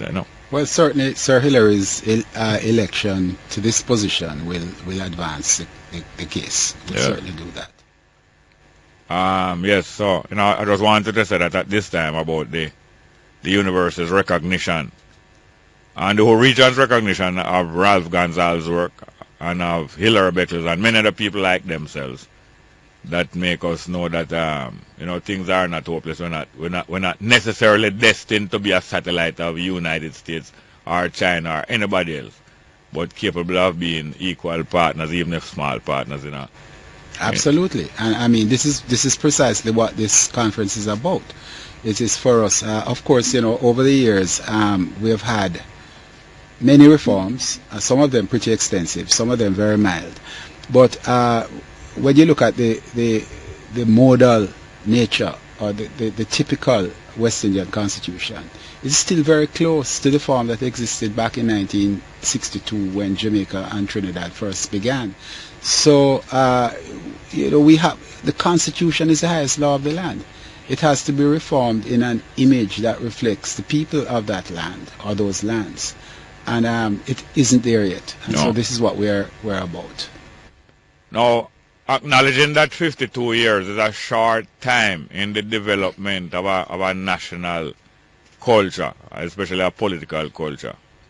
The fact is this, as I said, these constitutions are so close, still so close to the Westminster model as to make most people comfortable, but not close enough to make people too uncomfortable. For instance, since we boast that affinity to the Westminster system, why is not question time in our parliament? I don't know about the others. Well, in Jamaica Parliament, why is not question time in Jamaica Parliament reminiscent of question time in Westminster? Tell them how question time in Westminster. Well, in question time is a serious question time, and you get some probing questions, and by convention, prime ministers are compelled to give a sensible answer to the questions which are asked. These are the sorts of things that develop out of a culture and out of conventions. No, we can sit down and critique the British system as it operates in Britain to a significant extent. I love that part of it. But that is a significant part. Prime Minister question time on television, for those of us who have been fortunate to watch it, is a highly entertaining but more informative functional question on culture. That is an indication of where you have a formal set of laws in place, but you don't have the underlying culture which allows it to function in a particular way. So you get a certain authoritarian Caribbean culture whereby you are in charge. So who are you to question me? You have to question me. But the Prime Minister in Britain, to be fair to our Prime Ministers, especially the present one, the Prime Minister in Britain is told of these questions beforehand. Precisely. So other people help to prepare her with the answer.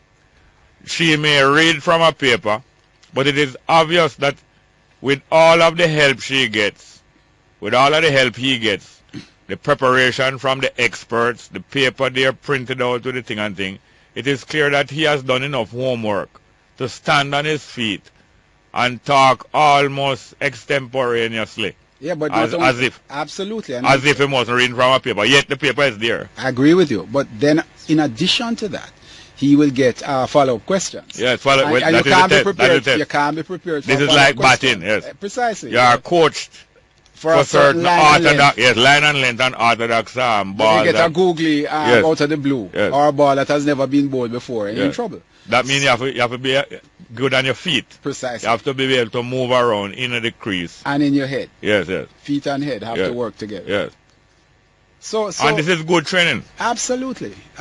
So one of the lessons is that not only that culture and laws have to work together, but we can also learn, there's still things we can learn from the British. It might sound hard to say it, but the question of the tolerance of opposing positions, the question of the preparation of the person, so that they can, the Prime Minister, so that he or she can bat effectively. All of these are issues which are part of that culture, which we need to learn as well.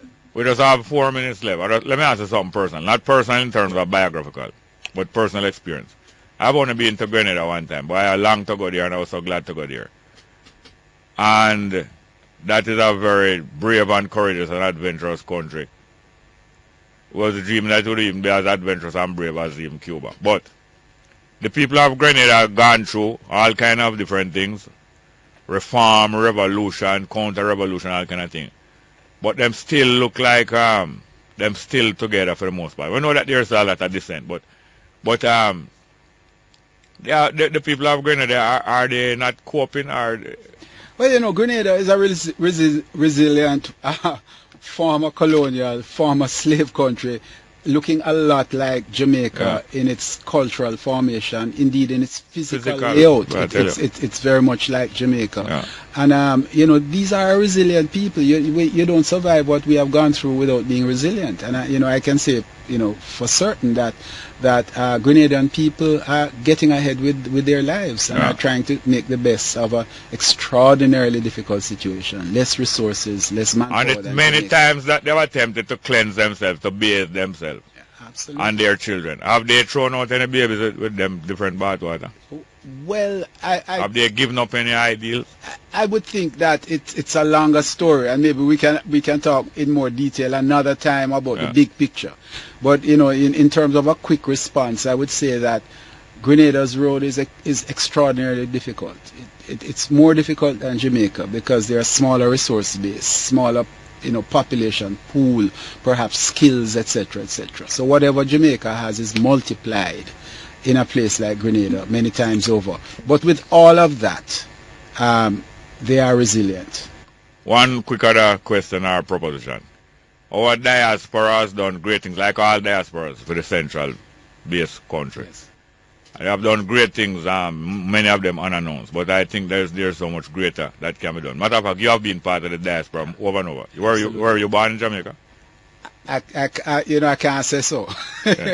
I wasn't. My parents but that is diaspora had me elsewhere, and then I came back very early. And I believe, that's why I said to people all the while, the diaspora has done so much, and even in unstated ways, like, for instance, your life work and thing. And so much more. Yeah. So much more in terms of even political reform, constitutional reform, and personnel and all kind of thing, not to mention investment. Yeah. Well, I can only agree with you. We just put through a new PhD student last week, Aika Smith, young lady, who is looking at the political potential of the diaspora. I can proudly say she was my student. So I pat myself on the shoulder for putting her through. Dr. Aika Smith. And she has done some very interesting work, which looks towards the possibility of a greater integration of the diaspora into Jamaica and of Jamaica with the diaspora, because it's a two-way thing. Yeah. So I would say that the potential of the diaspora is only now being understood, and over the next 50 years we're going to see an entirely different relationship, which will be unrecognizable, with constitutional implications. Yeah. Well, again, we have 30 seconds. Just a summary of this conference here. The public is welcome. Public is welcome tomorrow morning at 9 o'clock at the regional headquarters of the University of the West Indies. Yeah, that's a brand new building opposite the main gate. Beyond Westminster and the Caribbean, critiques, challenges and reform. Dr. Peter Phillips will be the opening speaker at 9:30. And on that afternoon, Dr. the Honorable Ralph Gonzalez at 5 o'clock will be giving the keynote address. And on the Friday morning, Mr. Bruce Golding at 9:30 will be the lead speaker.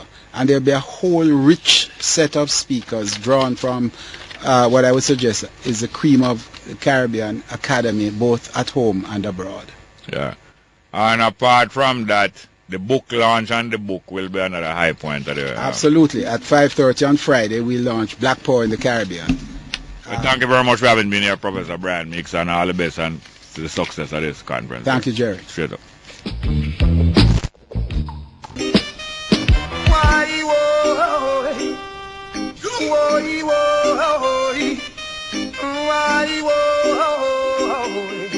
News Talk 93 FM. Working for my children. I am a family man, working all those things with. I am a family man. I am a family man, working for my children. I am a family man, working all the runnings way. It is a sticky situation, working for the boss man. Work 5 days only. Yes, welcome back to Straight Up. I'm your host, Jerry Small, playing that for the Straight Up family, and especially our technical operator whose birthday that today, Kevin Williams, and for Miss Sonja Harris. Good morning and welcome back to Straight Up. Let me read some text messages first, please.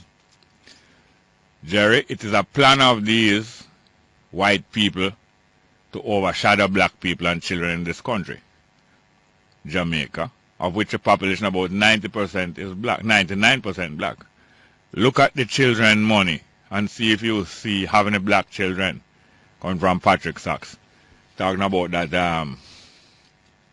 that picture of children, Jamaican school children, and the money that was printed in 1962 and again printed, I think, 2 years ago in 2012 on the 50th anniversary.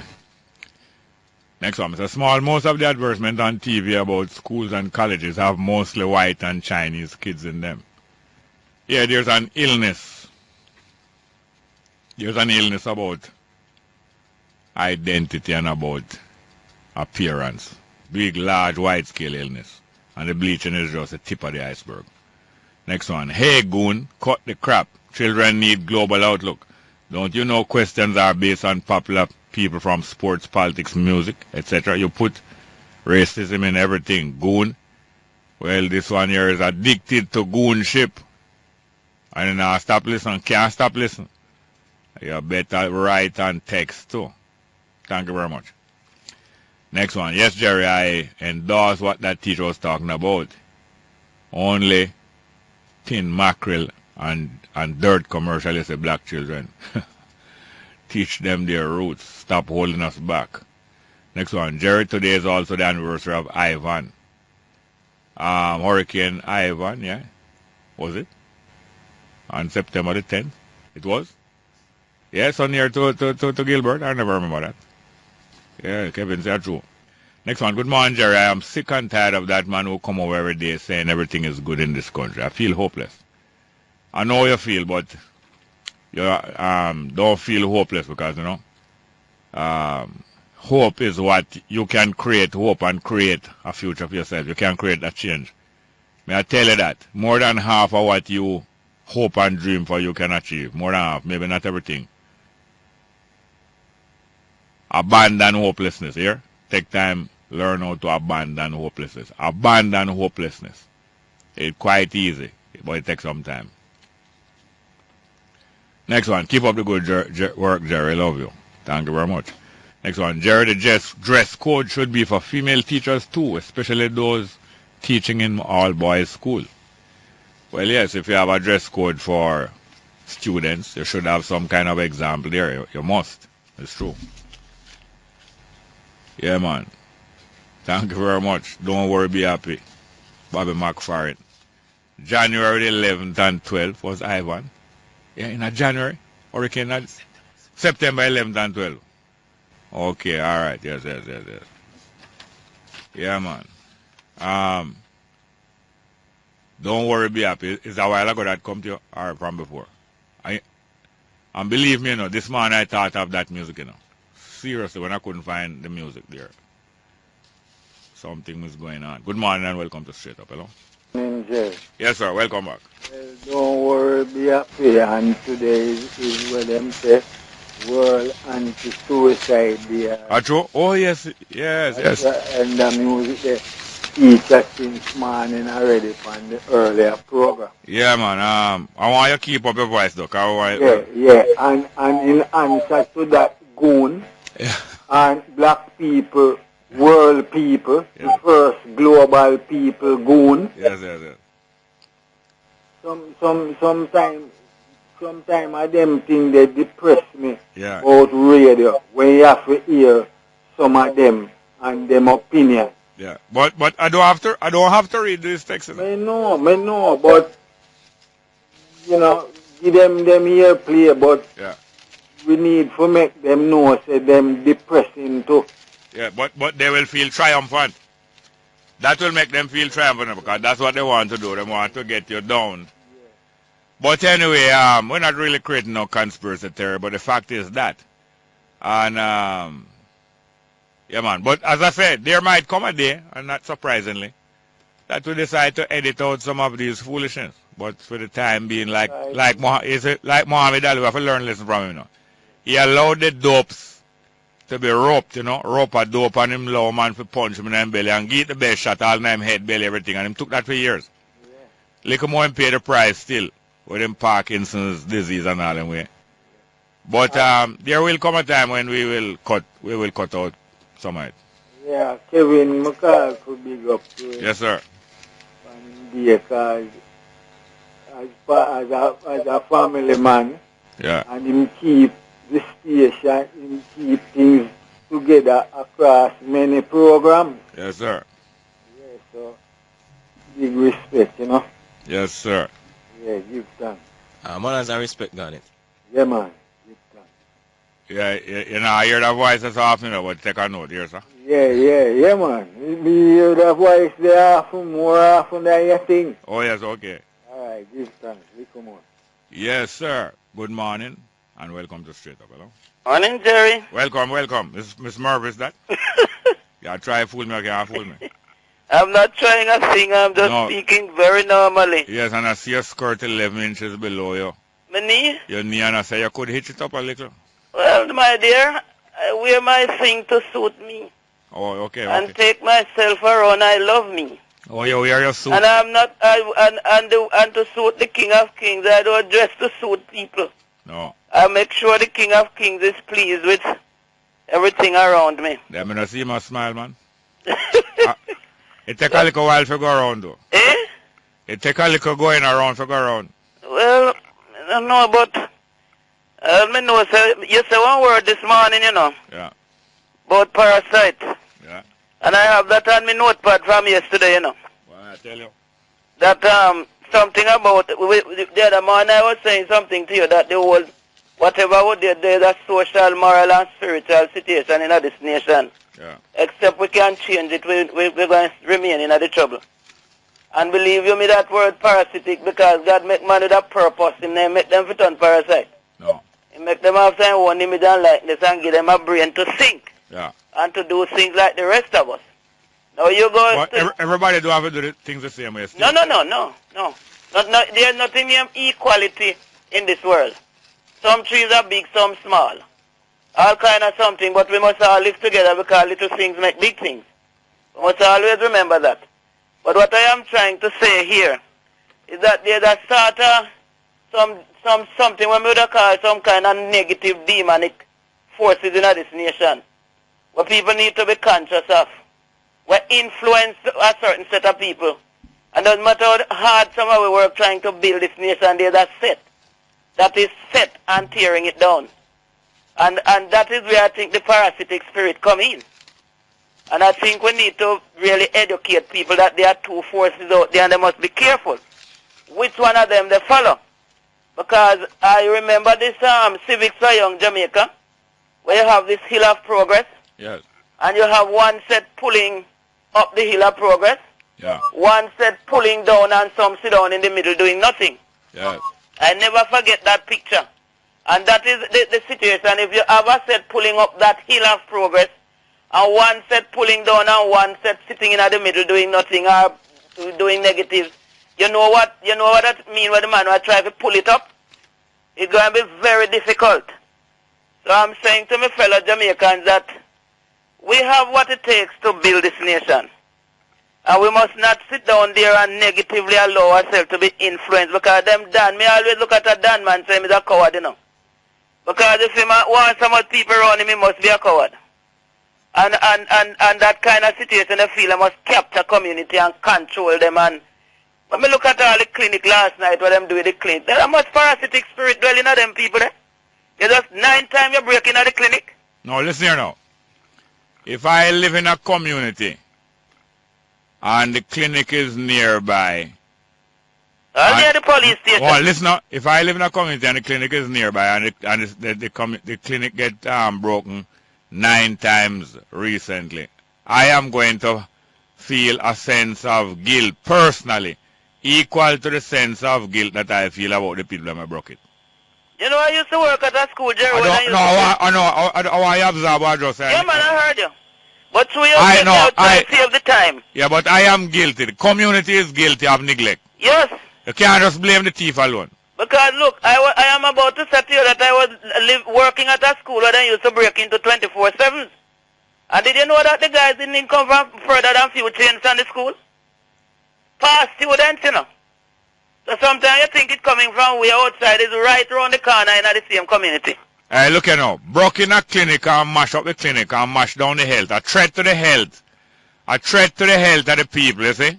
Yeah. Is equal to murder. Of course it is, because if the clinic is not, the clinic is there and if something happened to a person, the first place you end up is the clinic. And I know that's big talk me I talk. Listen here now. The communities, if police and soldier not protecting that, and if we are not providing the cooperation to police and soldiers so that them can do that, and if police and soldiers are not providing the cooperation with the people to protect that, well, the people have to protect them places, and it must be dangerous for a guy to broke a clinic. It's supposed to be dangerous for a guy to broke a clinic and a school. Dangerous.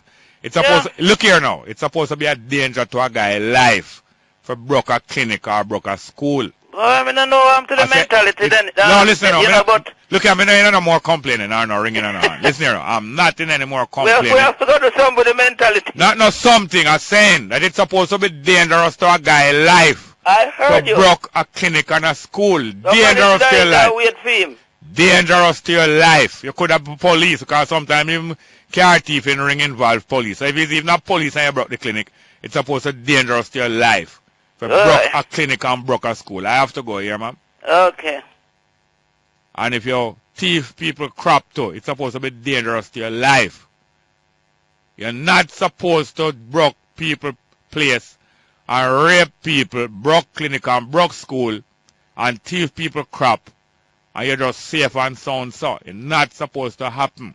You're in danger in the whole of your life. Your life's supposed to be in danger. Now I have Professor Carolyn Cooper as our guest here for a short time, but she is about to launch a program. Matter of fact, the program has been launched. I think last week Thursday was the advent of Professor Carolyn Cooper's radio program on this station. Good morning, Professor. Morning. First of all, though, Jerry, is not my program. And the people in program in the Jamaican language unit, them just asked me to be one of the hosts. So let me make that clear from the very beginning, you know. I'm so proud of Professor Hubert Devenish and the team of talented people that he has working with him. So they have launched a whole initiative to be using our mother tongue for news. And I think that started before my program, the one that I'm involved in. I'm on with Tian. He's a very bright young man. Tian's last name flies to my head. But he really, the two of us are working on the program now that is called Big Things Are Gone. Yes. And Honika Brown, one of the graduate students in the department, she has a PhD project looking at the whole idea of carrying the language into this space that is not normally seen as appropriate for Patio or Jamaican, you know, on the radio as a current affairs program. You know, we are accustomed to use the language for entertainment and so, but for news analysis. And then Peter Kim is one of the people who is, she's the main producer of the show. I soon get their last names for you. Yes, all right? Yes, ma'am. As you said, it's a current affairs program. In other words, things that happening now, discussing it in ordinary, everyday language. Yes. Yes. Last week we talked about the CXE results in English and what can be done about it. We had the principal of Arden on, but it was very funny because she wasn't able to really speak consistently in Jamaican. I think because of, the prejudice that we have that Jamaican is a language you use for official statements. You come on radio and you're talking as a principal, they have to speak in English. Yes. And, so I'm hoping that the other guests that we have planned to come on will be less self-conscious and will be able to just speak, just normal without having to fret people that say them don't have no sense to them at chatting apart, So well, I got two kind of surprises. Yes. When I went to the market, when I was about 3, 4, I went to the market with my mother in Brownstown first. Yes. Because my mother walking around and looking around and she know who she want to buy from, but sometimes she would adventurous and buy from a new person or in Yes. And she walking, looking around, taking her time, but people want to rush because they want to make sale. Yes. And she taking her time, looking around, I had a little boy, she have to take care of me, so she look out to me. And I hear some people, I say, brown lady, because my old lady, I look over on the left. And some people, one woman on the right, I say, brown lady, nice lady, brown lady. And me I wonder who the lady I talk to. For my mother, me I walk with, and my mother black. Yes. And then afterward, me say to my mother, who the lady I talk to, because she look for her, my mother say, it's me she talking to about what happened. I get to understand, without my mother saying it, I pick up right away, say, it's because the lady want attention. She said, brown lady.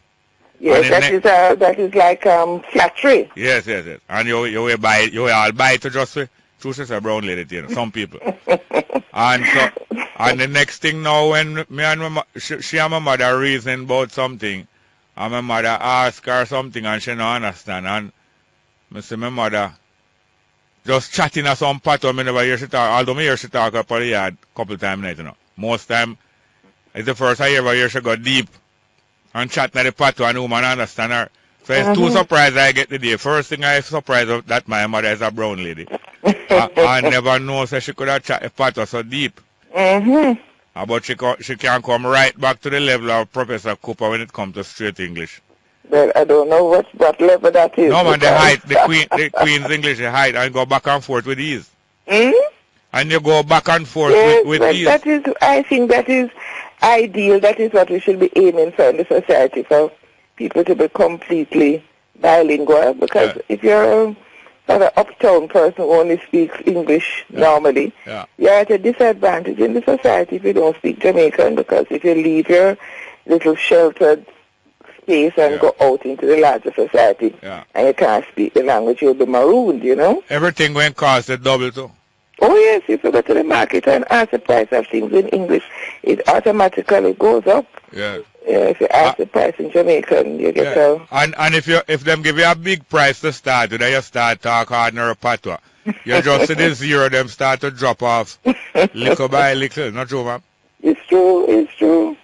Well, you have long before, well, you have made certain marks before, but I can say from at least 1996, you have been noteworthy for reggae studies, for formalizing reggae studies. Also, language, legitimizing the language and make it legitimate. Just like Miss Lou. Miss Lou started out of the campus, outside. Yes. But you would do it inside the campus, legitimizing, make it legitimate instead of illegitimate. Illegitimate mean bastard picnic. You have helped to make the language not outside picnic again, patois. And then now... Well, remember, it's not me one. It's a lot of people have been working on this. People like Joan Andrea Hutchins and Mina Blackwood Meeks. It's not one person that really makes a change because everybody encourages the other. Mutabaruka, so it's a whole generation of us who have said this is foolishness. A continuum including even some white people like Cassidy. And Henriquez and so on. Yes.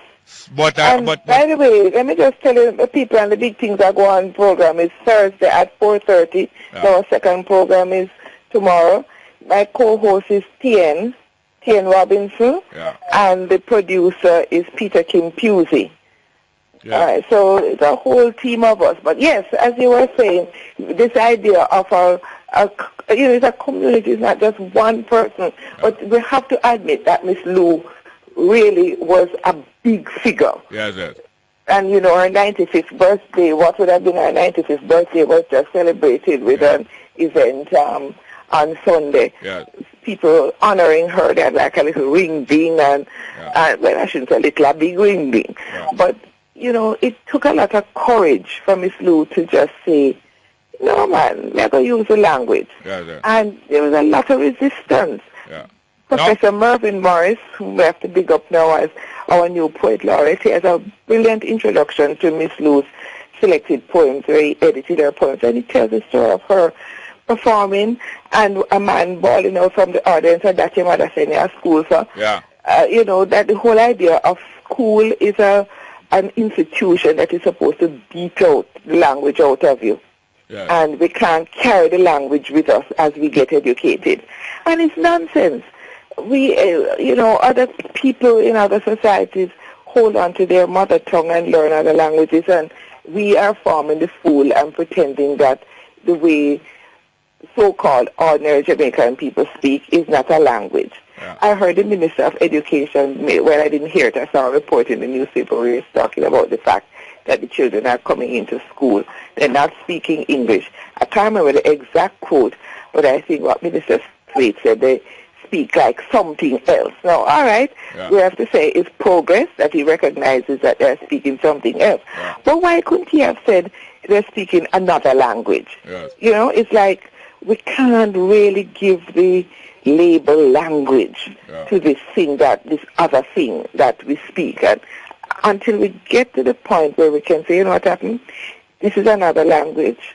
It has its rules of grammar, just like any other language. And when you tell people that, I just tell them, and they get, want to laugh and say, what kind of foolishness that that's a pattern and grammar. You say, just hearing a non-native speaker trying to speak the language and the kinds of mistakes he or she makes. They don't understand the grammar. They may catch a few words, but they don't sound authentic, and it's not a question of pronunciation alone. It's the grammar, the syntax, the word order. They just don't get it right, Yeah. And so we just have to hug it up and say, it is ours. Now, the bigger problem is, how are we going to fund a proper educational system that will really teach children English? I am convinced that a lot of people who keep saying that they want children to learn English don't really want the children to learn English, because knowing English is a status symbol in our society. It's a language of communication that can take you across the borders of the country. But most Jamaicans are not leaving Jamaica, and they're staying right here. So some people get along, spend their whole life speaking Jamaican, and that's fine. But education should be about opening you up to new worlds. Yes. And learning another language does that. All right. But we don't really want these children to learn English, because if we see English as a sign of intelligence, and these people don't speak English, that means they're not intelligent, so they're stuck doing menial work. Well, all right. I'm going to call on you again within that time, because we're going to be tracking the program. But tomorrow afternoon again, 4:30, Thursday evening, big things are going. Yeah, man. And discussion. What I want to see is we set up the thing right so that everybody can speak English, and I know nothing to speak English. It's just another language. Then a Ufa language, a Patio, a Ufa language, a Fufa. Thank you very much, Professor Carolyn. Jerry, and one good. You're doing an excellent job, Yeah, but I hope you are not recommending that people take the justice into their own hands, with this kind of... No, I want them take the thief them in them own hands and then hand them over.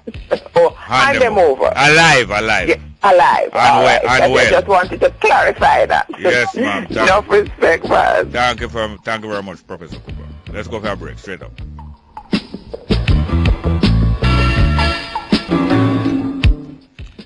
Good morning and welcome back to Straight Up. Hello. Yeah, morning again, Jerry. Yes, sir. Welcome.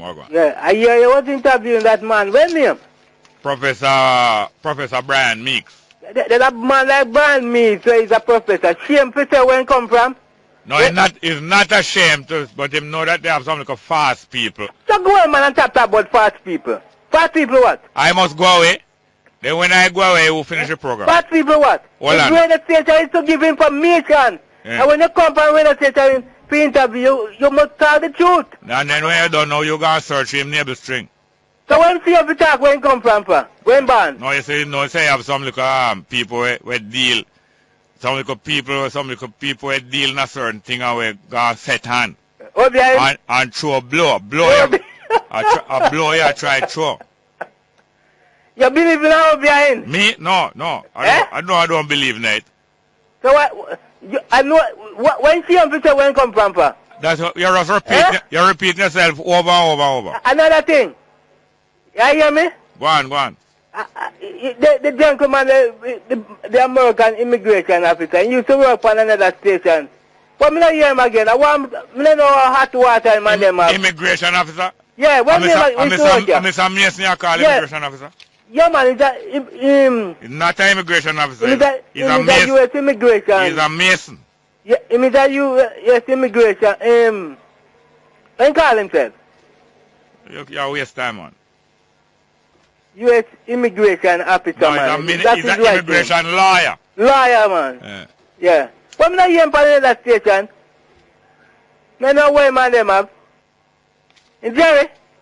Look here, you sound like you're passing gas. No, man, but let's go over there and listen to him, you know? Yeah, go over there. Okay. All right, look more. Yes, thank you. Good morning and welcome to Straight Up, hello? Yeah, good morning, welcome. Straight Up, hello? Yeah, welcome. Straight Up, hello? Yes, man, how are you going? King Selassie, I shall Rastafari. Blessed morning, Mr. Small. Yes, sir, yeah, man. Yeah, man, give thanks and praise, you know? Yes. And pick up New Start 93 FM, same time. Thank you very much for that. Yes, Mr. Small, the two guests that you had on your program yesterday, you say? Yeah. One of the brethren did call right after me, and trust me, did really give the right point, because I really that hard to say, you know, and I don't know after I call me down a different point. Yeah. What he was saying is that since as these people really need help, yeah, he was asking for a way response. It is obvious that a financial help, a tertiary institution, and we don't know it for. Yeah. It takes to afford education. Yes, yes. So as he was saying, they plan to exchange particulars, but that is a kind of thing I don't really like still. Yeah. But as you were proposing like an account number thing like that, I would have loved you have her back on the program with the other person so. Yeah, we intend to have her back here somewhere about the 25th. Yeah, man. And let them come on with the account number and thing, man. And you'll be surprised to see what can be done for them, man. Yes. Yeah, man. Because one cocoa full basket, you know. So if everybody everywhere who is willing can chop one cocoa, then the basket will pull in no time. Yes, sir. Yeah, man. So we give thanks to that. Thanks, on the politics side, Mr. Small. Yeah, yeah. As you have said, from the commissioners to the politics. Yeah. We have said, why we'll give the commissioner 3 months, you know, because whatever strategy plan, the must can start to progress within 3 months, alright? Yeah. Yes, so we have to after 3 months, then we can see the direction we start this new commissioner. No, remember, the government, the elected government, must set the policy that they want to be carried out. Then now the staff, the police and the policemen and the commissioner now carry out the operations out to implement the policy. So if in a 1 month and in 3 months and 1 year, we see the same things going on, we know that the policy of the government is to haul and pull and batter the black people them same way, and the police forces carrying out their operation to haul and pull and batter the black people same way. Because the government set policy and commissioner and force carry it out. So we soon know what them up to, because whatever is going on now is the will of the government. And the government must have put the thing different, because since as them coming on, not so much criticism from years gone by, Mr. Small, getting a new commissioner now, they must put that together already, are in the process of putting it together now, right now to give him an ultimatum. Yes. And watch out now, on the political side, We see where the PNP, Mr. Small, have recruited a lot of the young ladies and have them in politics. Yeah. Now we see where Labour right now I recruit a nice African lady. What is her name? Diana Mint? Diana Mint? No, them not recruit Diana Mint yet, you know. I think them they recruit Miss Cuthbert. Julian Cuthbert? Miss Cuthbert. The track and field lady, the man? Yeah, man, Miss Cuthbert, man. Oh, I see a Cuthbert. I miss man. I wasn't sure of the name. Yeah. Well, it's good that they are doing something too. I'm really happy for her too, you know? Yeah. But it's just that I don't like how them start around, Mr. Small. And what they start out in a karaoke style because the little speech was he's supposed to come with, you know, Mr. Small. Yeah. I read it off of paper same way, you know. Oh, sure. Oh, man. Well, alright, I don't know if I use should not get to use. I don't know if it's you should not get used to starting out talking of ourselves. Alright, give her a little time, but anyway. I have to go to our next call, but I'm going to take a point. So make go watch it. Alright, sir. Yeah, alright, make them get up and then then go back to their marks. Sure. Thank you very much. Good morning and welcome to Straight Up.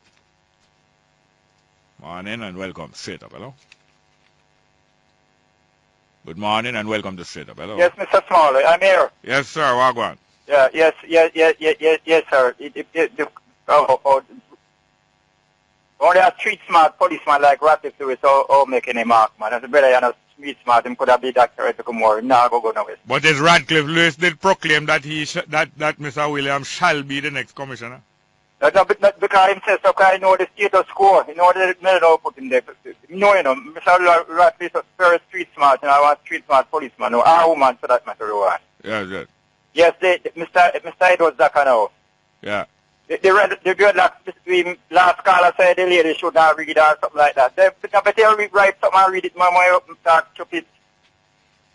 Better you read the presentation, or you read something, your speech, you write a speech, and you present it more than you say something there where you make mistake and you are liable people and every day, you know. Yeah. Right, sir? So you are read from a paper, you know? No, Mr. Small, my coach is coaching me. Oh, okay. Anyway, yes, Mr. That's Christopher Zaka. Oh, I think it's Edward Zaka, cause him gone a long time. Related to Mr. Zaka, Edward Zaka, that he was. I believe all of the Zaka them. Only Blacker, Ellis, and them not related, but I believe all of Zaka them. Yeah, because them are little tip of people, don't it? Anybody you think that little bit, you know, so them are spring for one smart. Yeah. Yes, Mr. I think in me, him 6 somebody including 7 somebody including this as it top performer. Yeah, oh. Yes, but you notice in leave out some section of the media as the year and successor of Mr. Simsimilar. You notice him left that person out of the loop, man. Him left out Paul out of the performer, him. Yes, I don't. And then him leave out Bunting too, I wonder why. Bunting about stealing all he wants about Mr. Bunting. Uh-huh. You know, last time during the last election, he and Dad walk at Central Manchester. Yeah. And when the people in my complaint said Dad Walker buy votes. Yeah. Mr. Walker said Mr. Bunting is in a better position to buy the vote than him. Yeah, Bunting have more money to buy vote. No, I never say he's in a better position to do that. No, I didn't say he's not. I never say him buying enough. I say him can't afford to buy more. Oh, but you know, in other countries, the more people vote and the vote was even got straight. And nearly 20,000 people vote, you know. And the vote was almost even, you know, equal. Yes, it wasn't far. Yes, sir. So it's about the same way him call, and Mr. Imal call Roger name too. Roger Clark. Yes. Well, Roger Clark was the biggest asset. Or the biggest asset where PNP have. But then should I move him from agriculture the same because, you know, if him so big account to you. That put in somewhere else so the money will come and spin round quicker. Spin round quicker? Yes. So you have put him in a finance then? Or industry or manufacturing. So you're a farmer, dreadlocks, brethren, like the team chance now, man. Providing everything being equal. You mean Peter Phillips? Well, you're a good reader, man. So ride into what? Yeah? To ride into what? Jamaica House. The way more to kick out Porsche? No, you don't do that, man. No. Peter, people say my mouth, the time, look, if all the people about the year and success, if the PSOJ don't see him as such, then as a performer now. Anyway. But about 2/3 of the people the PSOJ don't mention. I don't know. I can't make head or tail out of it. Yeah, anyway, so you take care, right, sir? Yes, sir. Big up. All right, thank you very much. You know that the brother talk high, you know. I know me can't. I catch up, I reach up to him. Don't catch up with him. Let's go for a break, straight up.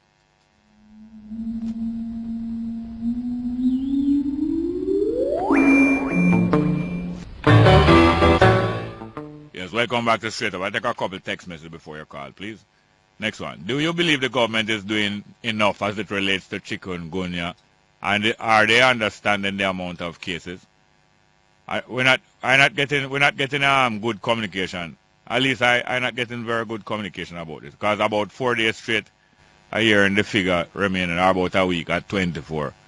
And it seemed like it couldn't be as static as this. I don't know. Next one. Hail and honor to you and the production team, listeners and callers. Jerry, I want to contact the Cashew Wine caller. Also, I wish to hear from any callers who watch TV this morning show, TVJ morning show, featuring our mushroom culture project in Jamaica about a week ago. Please assist and thanks. Coming from Justin. Anybody can tell us about the TVJ show this morning or about a week ago featuring mushroom culture? Can you bring us up to date for this caller, Justin? Next one. What is your thoughts on Farrakhan's visit to Jamaica? Million Man March to be held on October 19. Need some feedback from callers.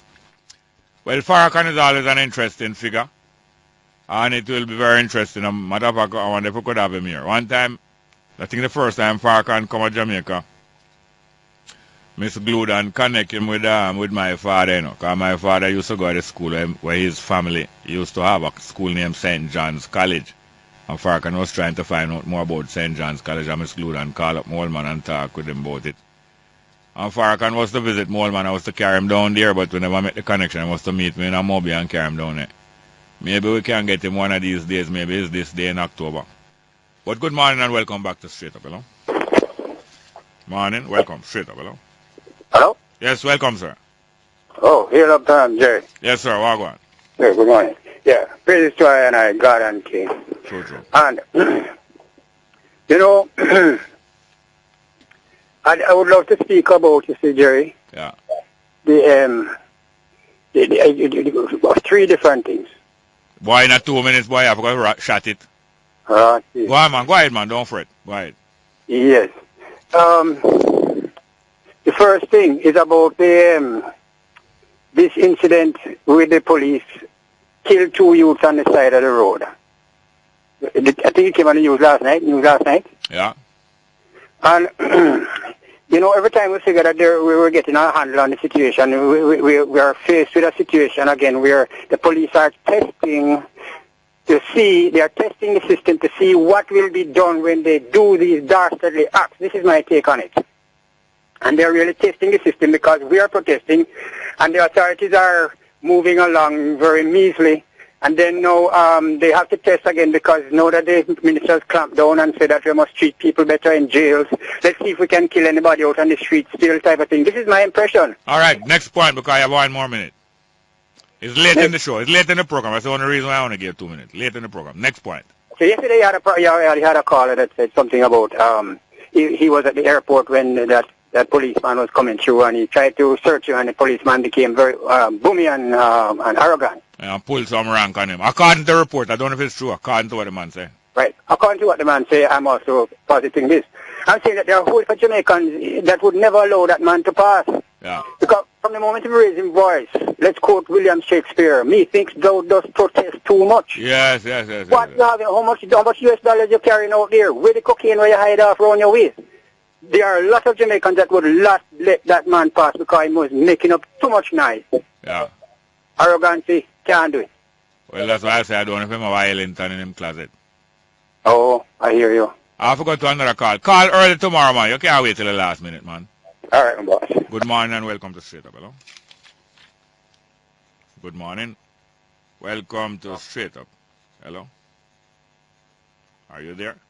Jerry? Yes, sir. Welcome. How are you?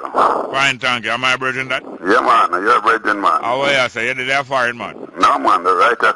No, you couldn't there, sir. You not call the program 6 months. Me just give you a walk, man, because you know say that vex me. You know that. Just give you a walk and telling you that listeners and callers of choices, remember I told you that, Jerry? Yes. Anyhow, but I want to find out what the lecture will be about tomorrow. What will be the topic? What the what? The lecture at the university. Oh, it's a conference. It's a conference on Westminster system in the Caribbean over the past several decades and what is the way forward and what. You understand? Very interesting. Somebody like you would get plenty of time. Yes, I want to attend. Yeah, man, be there. It start 9 o'clock in the morning. You'll be there. Yeah, man. As soon as the program done, my wish is to be there. All right, we'll have a talk when I see it tomorrow. I don't want to talk it on the radio. When I see it tomorrow. Don't make it sound that way, otherwise I'm not going to come over there. All right, man. We talk, man, right? All right, thank you very much. Okay, yeah. Straight. Good morning and welcome to Straight Up. Hello? Oh. Yes, ma'am. Good day, Mr. Small. How you doing, ma'am? Not bad at all. I'm calling to wish Sonja Harris a lot of happiness for her birthday. Why I tell you? Yes. Sonia is a wonderful lady, and I really wish her many happy returns. Tell me something that I don't know. Okay. One topic, though. This question of using coal as fossil fuel in Jamaica. Yeah. I haven't heard much on your program about it, but I'd like to hear a little bit more from NEPA. Yes. Whether this is the direction in which we are going, because I understand they granted a license to a company somewhere in the rural Jamaica. Yeah. And that the CEO of the company is one Mr. Jackson. I don't understand these things. Yes. I wish we could throw a little bit more light on it for me. Yes.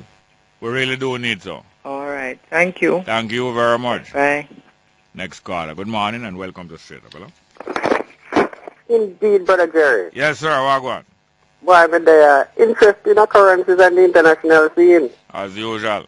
I gather that a Jamaican over there in Australia will be standing very tall in court soon because he has been employed with a shipping company to do some repairs in, what them call them place, them repair ship again? Shipyard or dockyard? Indeed, somewhere up there. Yes. But it has been discovered that they have been severely underpaying him. Yeah. And the ombudsman for that it is heading to court. Yeah. I gather that if this company is found guilty, Brother Jerry, apart from settling with him, they may have to end up pay a fine of up to $300,000 US. Oh, yeah, said to me. I hope you get a good slice out of this cake. I will keep you abreast as to this development. That's the time is on you. Time on me. Indeed. But time is longer on rope. I see your thing. Let's hope them rope in that company. Yes, sir. Indeed. Yeah, we have time for one more phone call now, but we have a piece of music we play. But I thank you very much for your phone call so far for the day. And also I want to thank my producer, Miss Tanya Richards, and Miss Shade Walton, my trainee producer, production assistant, broadcast technician Kevin Williams, whose birthday it is today, and the news and sales team, and everything straight up. We're going to play a piece of music still now, although I still could have take one piece of phone call and some more text messages. Have some more text messages here, miss? Yes, people been talking about the latest topic for about 4, 5, 6, 7 days now. Mr. Zaka's suggestion and many other people's suggestion that Jamaica could do well with a cabinet shuffle. You know, shuffle around some minister in the cabinet and let go who not performing and put some in some different place and all kind of thing. Especially, it started even before Roger Clark passed away unexpectedly, but not surprisingly passed away. And then now it escalated after Roger Clark. But I don't see no great thing in a cabinet shuffle. No.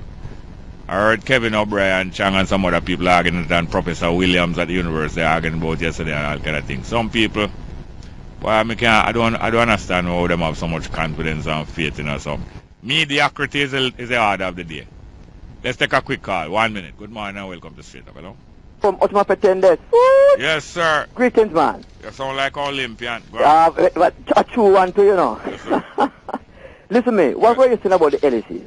About what? The Ellises. Blacker Ellis them. No, I say no, the Zaka.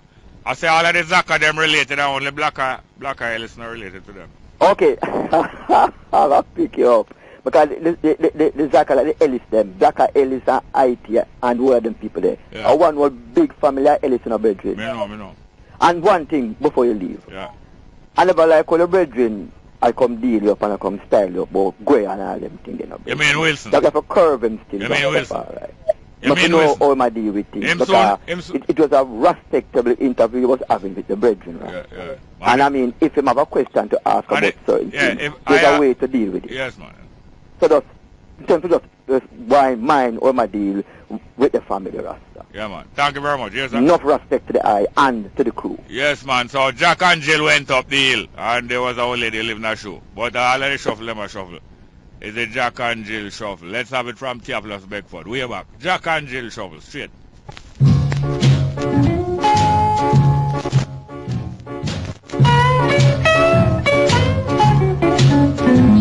Once upon a time there were two bad child.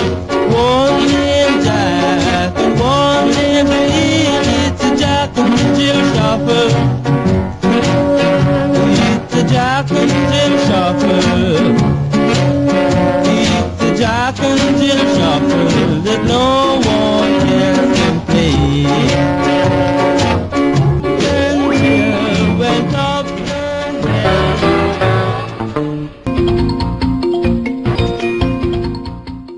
Good afternoon. With the Midday News, I'm Errol Lee. Coming up in this newscast, PNP to organize events to commemorate the life of former Agriculture Minister Roger Clark. National Integrity Action calls for urgent action on anti-corruption legislation. Health Ministry urges doctors to check for other illnesses before diagnosing persons with chikungunya, and Mariodine to be buried September 21.